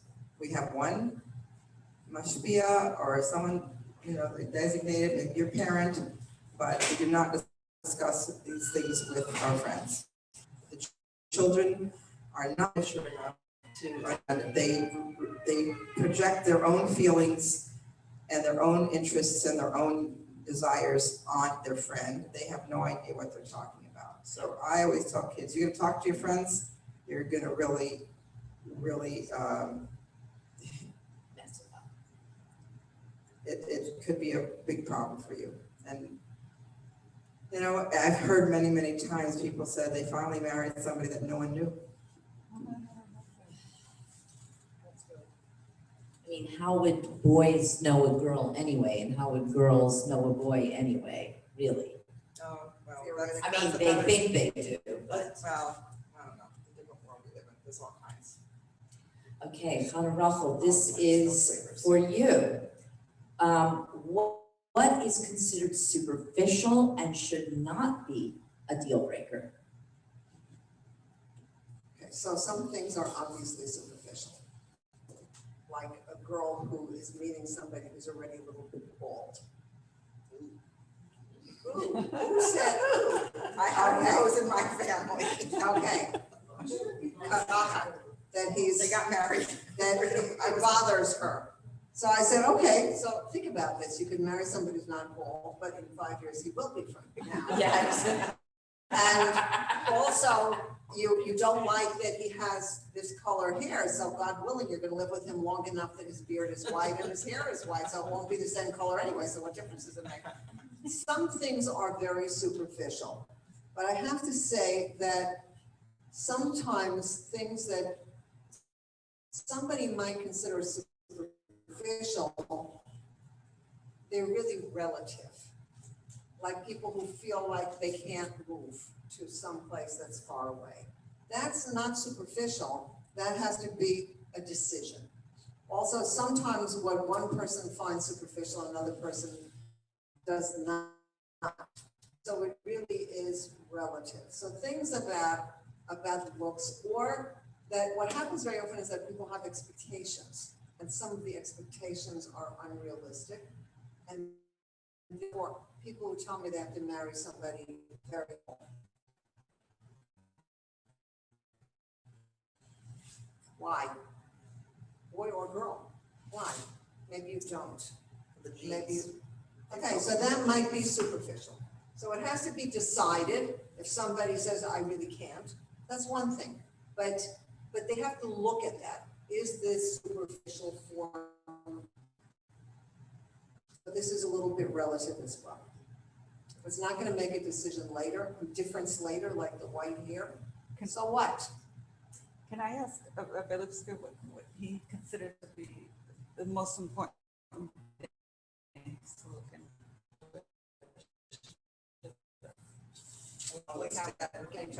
That question is coming up.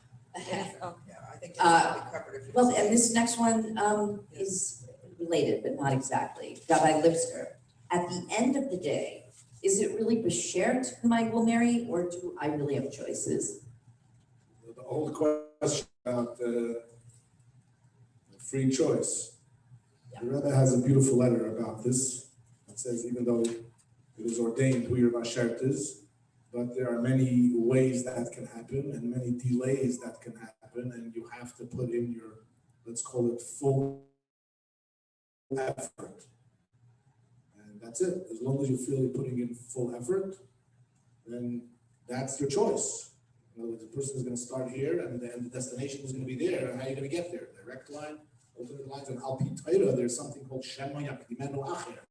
It's in the Gemara. Maybe another person, if you have an opportunity to find someone, or the Gemara says, like during Yom Tov or during other certain times, can you close a Shidduch because someone else might come and grab her first before you find your basher. What does that mean? She's my basher. How does someone else take her?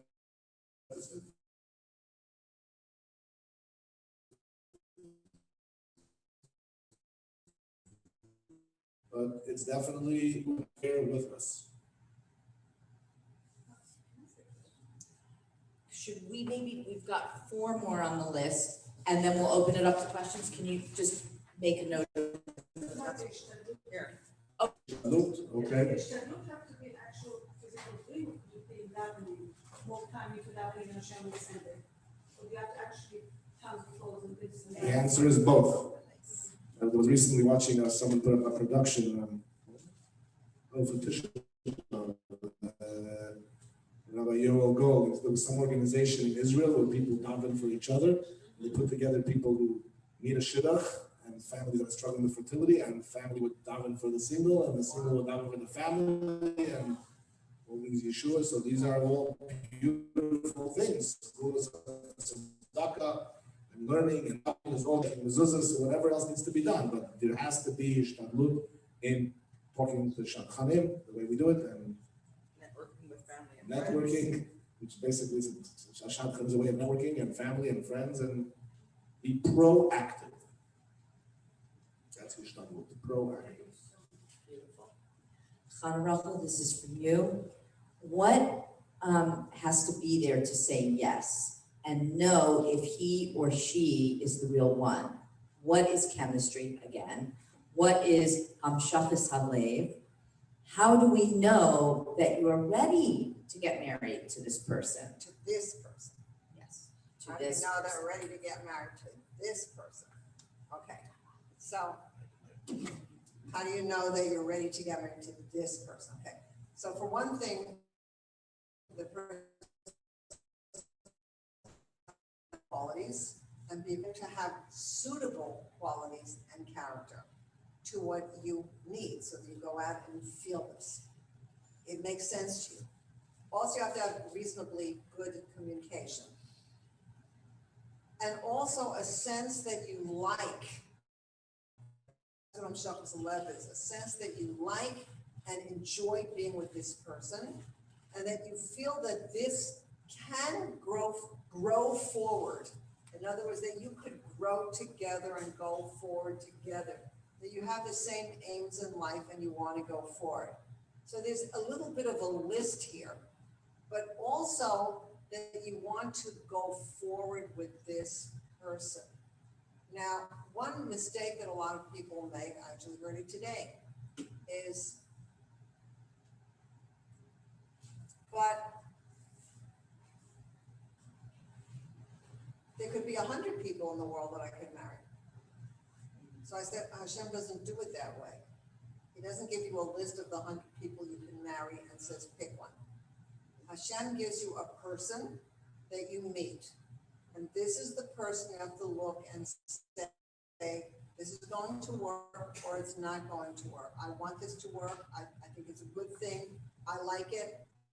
But we need to know that we can't expect to, sometimes I told somebody, I think he watched a lot of movies. And then when he got engaged, he said to me, actually, the truth is I regret every movie I ever watched because it messed me up for so long.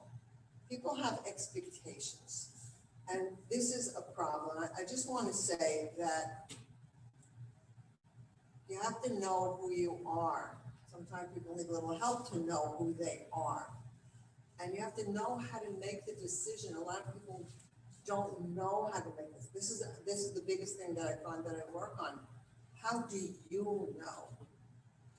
Not how do you know. How do you know? Because some people are just very different. So you have to feel that you want to go forward, but feel it in the way that you feel it. How do you know? And that has to, for one person, they can say, well, that really makes sense to me. For another, and people also have expectations of what's supposed to happen.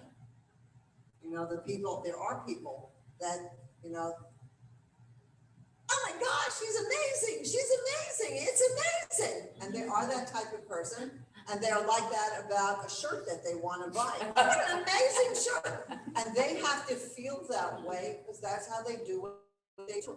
Then there's other people that go, nice shirt, nice person, I like him, I think it's going to work. So you have to know in a certain way who you are, because people have expectations. I had one person, I won't forget this counseling session. She went out with him many, many times. There was no problem. You know what happened? Her mother finally got her to call me. I remember where I was talking to her. That's the impression it made. And she said, but I don't feel like really, really excited. And then I said, was there any time at which you thought that you might want to marry him? And she said, yes. I said, and how did you feel at that time? And she explained to me, I said, you know what happened? That was it. You already knew that you wanted to marry him.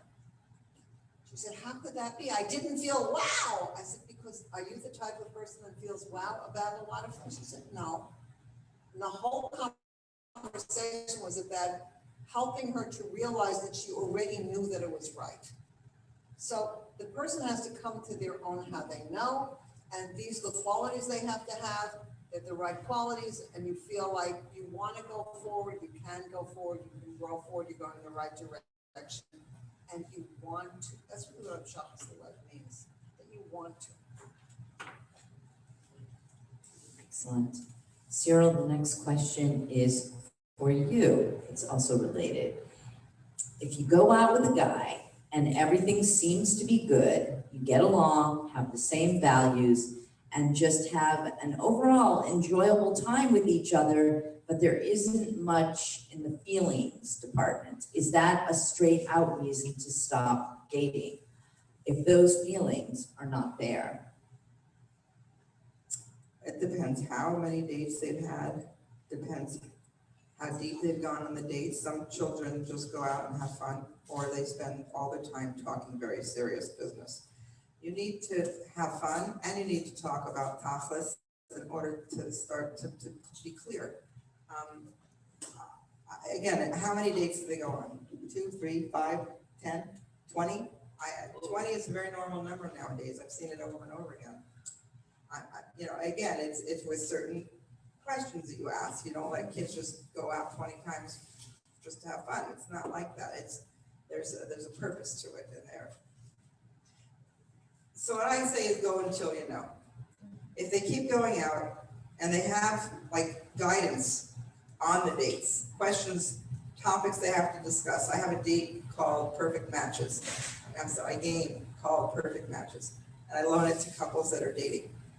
It really accelerates things, makes it helps them get clear much faster.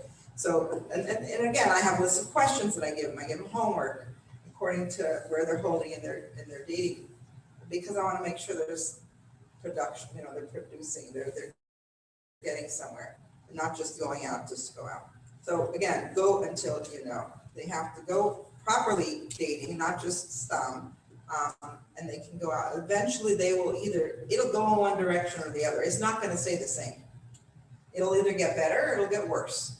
And then they'll be clear. Good. Yep.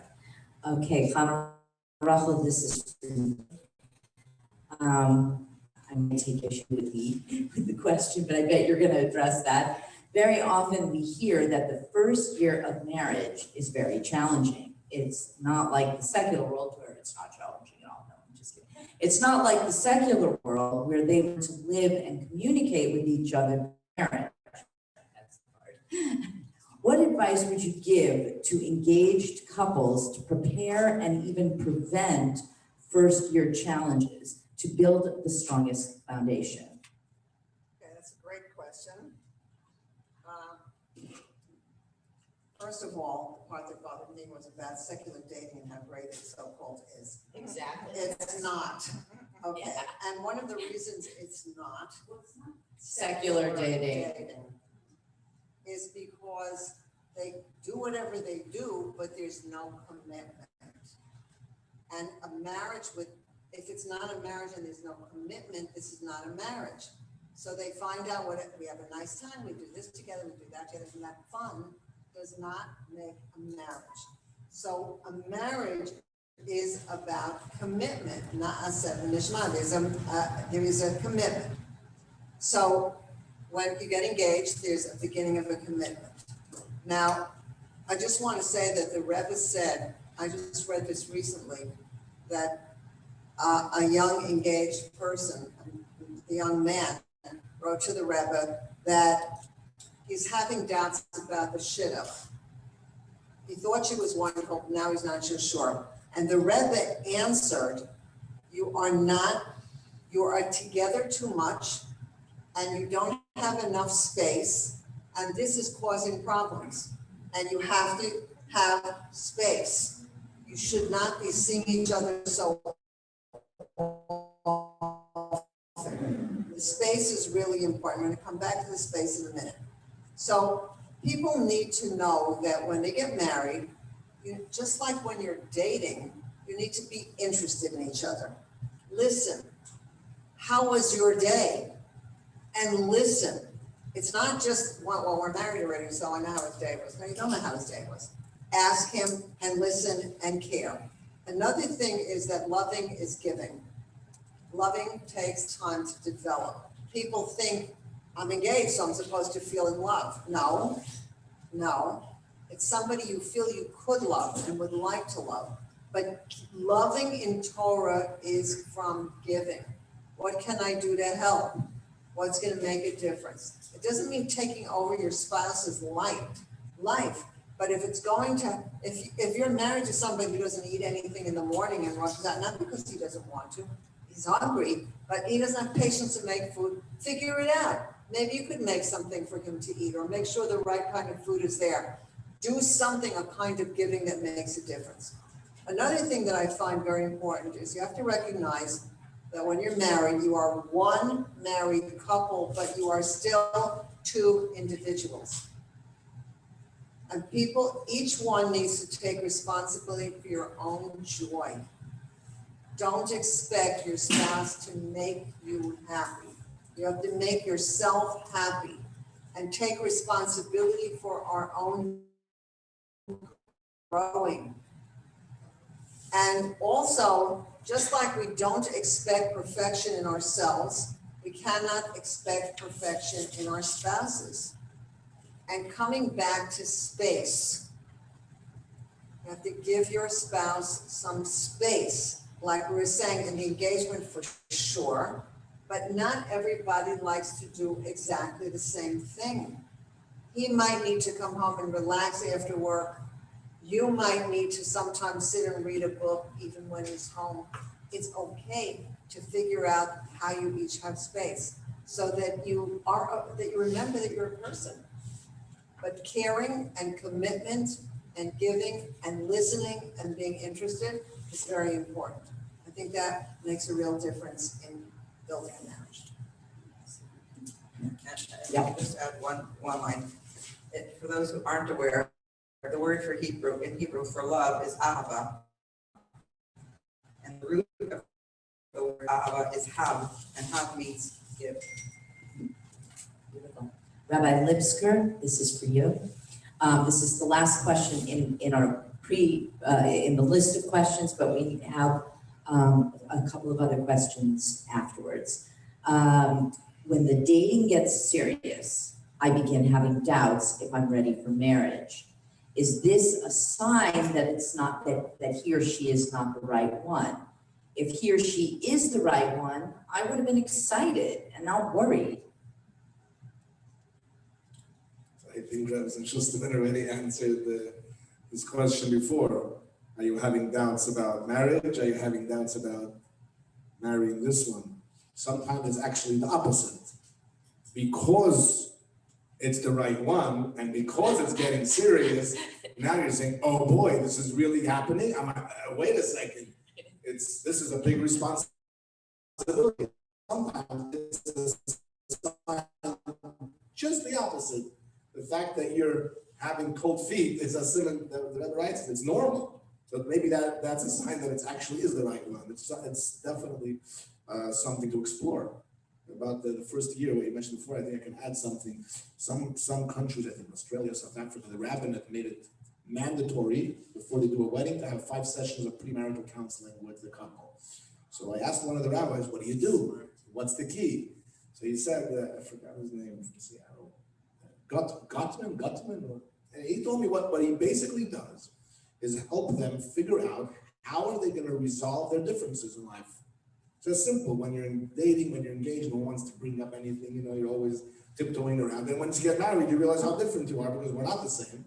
How are you going to do that with someone you love and care for? How are you going to resolve your differences? So he said, I just, for 5 sessions, I get them out of their comfort zone and I try to see how they respect each other in the differences, resolve the differences, and make them think, how are you going to resolve your differences? As Lubavitch, are you going to have a Rav, a Mashpia? What if you get stuck?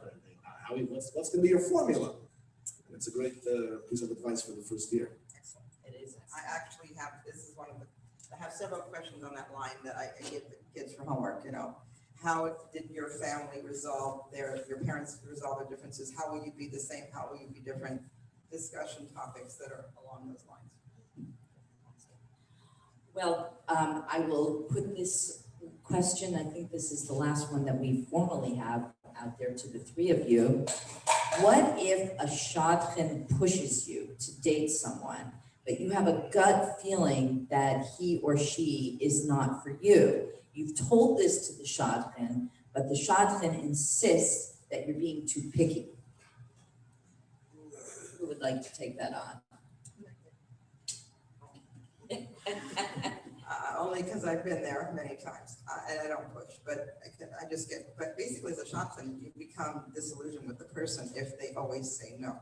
So I would recommend that a young person say, listen, I will give this person the benefit of the doubt.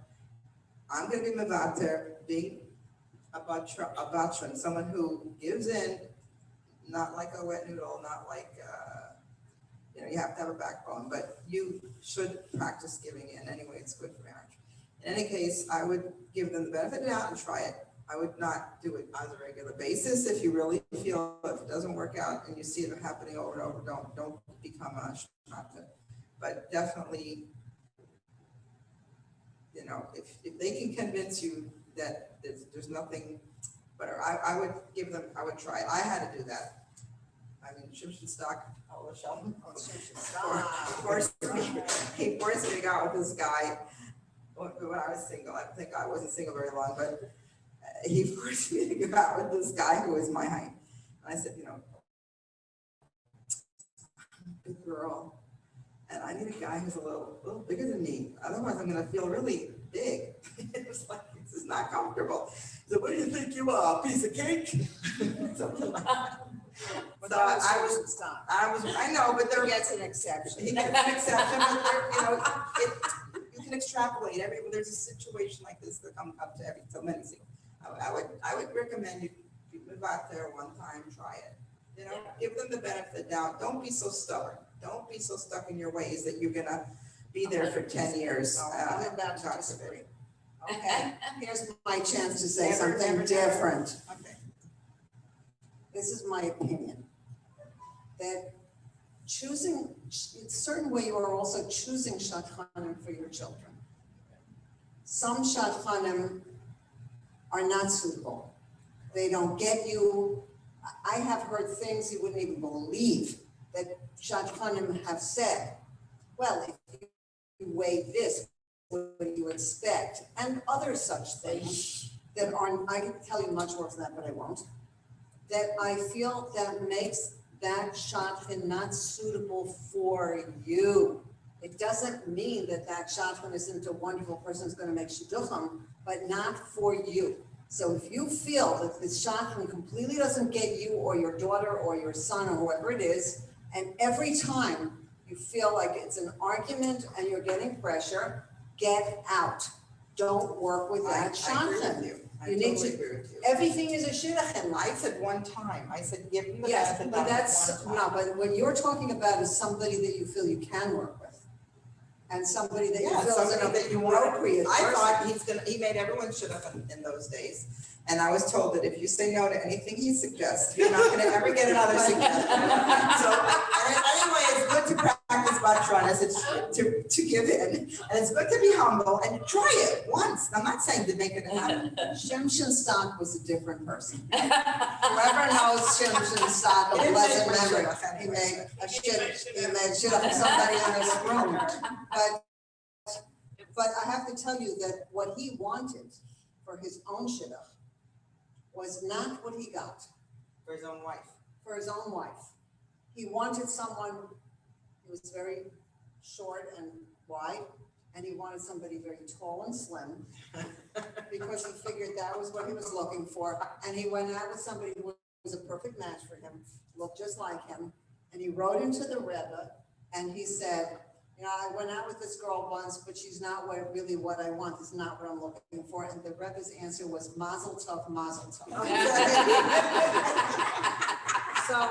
So in his experience with the Rebbe was just a minute here. Maybe you don't know what you're looking for. So just stop treating everybody else like that also. Exception, and he's very from a holy man, but he did tremendous tzedakah and made shidduchim and had an open house. He was an extraordinary man, but he didn't pick his own shidduch in a certain kind of way. The Rebbe picked for him, and she was perfect for him. So if it's somebody that you feel is a good shadchan for you, and you're going to say you're being pushed, but it's something that's I can try it, I'll try it. Okay, fine. But if somebody that you feel is too pushy too often and not nice to you, and doesn't have a good impression of your son or your daughter or yourself, then stop. So everybody should find the right shidduch. It should be smooth and easy, and we should just good news from everybody. I just wanted to say one thing. I would like to say something about this picky issue from my own experience also, which is going to be in my memoir that I'm working on. But one aspect of it that I think is relevant was that I did everything I could. I was 100% sure that my husband was not for me. I called Rabbi Tauber and I told him, no, I'm sure he is not for me. And I'm 100% sure I spoke to him, he is not what I'm looking for. And he said, go out with him. And then right before our first date, I called our mutual friend who at the time was living in Rabbi Groner's basement apartment, to say, I don't know what I'm doing. I don't want to go out with this guy. I want to cancel, okay? I want to cancel this date. And I called her up, and Rabbi Groner answered the phone. And he said, no, because he had met me and was invested in my getting married. He said, no, what's going on with Shidduch? And I said, well, Rabbi Groner, I'm about to go out on this date with this guy. I think you know him. His name is Robyn Garbose. And I'm just so sure he's not for me. And, you know, I don't know what to do. And he just gave me a bracha. And I went out. And the rest and my husband was basically, it's her. And but I really, really tried to get out of it. Okay, so just there is a higher, there is So other. What changed when you saw him? What is it? Well, the first thing was that I had read this book by Herman Branover called The Return, and on the back cover it had a picture of him and he was wearing a beret, and I said, that's my type.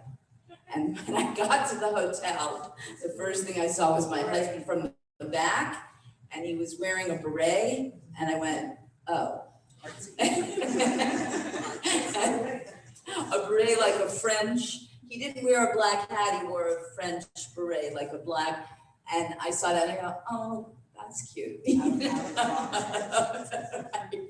it continued like that. I mean, it was like so obvious. It was obvious. It did become obvious. Speaking about berets, can you, Rabbi Lipsker, can you please tell us how would you recommend to, what value, you know, when you have to make priorities of what's, we talked a lot about what's superficial, but what would you put in as the important things? It's what's important to set up as values. Before I say that, I want to address something which I find a lot today. There's a big struggle with indecisiveness and cold feet, all different things you have to explore. You say, how do you make decisions in life?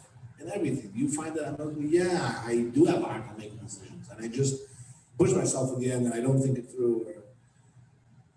Well, then that's key to help them through it. You know, there was Shidduch where I was involved in, and as they're sitting on the date, and it's the 4th date or the 8th date, the 9th date, and then he goes out to the bathroom and says, I can't, and propose now, push them, they're happily married, Baruch Hashem, with a great family. Someone struggles, that's an extreme case of indecisiveness. But that's usually addressed when someone says, yeah, I do have a hard time making decisions with other things in life, with anything in life, with buying a shirt. I say, okay, so it's not about her. You can get over it. There's an old word that talks about the 4 men's, mishpacha. It said everyone wants 4 men's. Mishpacha, midos, mare, mamaim. Yichus, family, obviously. Geld, looks, and character. The question is which one, what's first and what's last? And that's something that people have to prioritize. And another thing is, nobody's perfect. Everyone has milas and chesronos. So we can go to our friends and say, tell me about myself. Be honest with me. I'm ready to hear it. My milas, I know most of them. Tell me what you see that I'm lacking, that I don't do enough as. And then you can help say, okay, so what type of person do I need? Someone that can complement that or help me with that. That's a lot of time we're honest about our shortcomings that have to look like. Make sure you have something to offer them. First comes the milas. I'm just commenting, but you have to make sure you have something to offer. If you're looking and demanding all these things, make sure you have a list of things that you're offering that you are exceptional or good at. Otherwise. Do we have any more questions from our live audience? Well, on that note, is a link to this event going to be available for people who couldn't be here tonight who want to watch it? Okay, so how will they find that? We'll post it. Okay, great. So they will post that link on the Geula, and is there on the Geula WhatsApp. Thank you all so much, a wonderful panel. Thank you. This panel was absolutely Thank you. fantastic.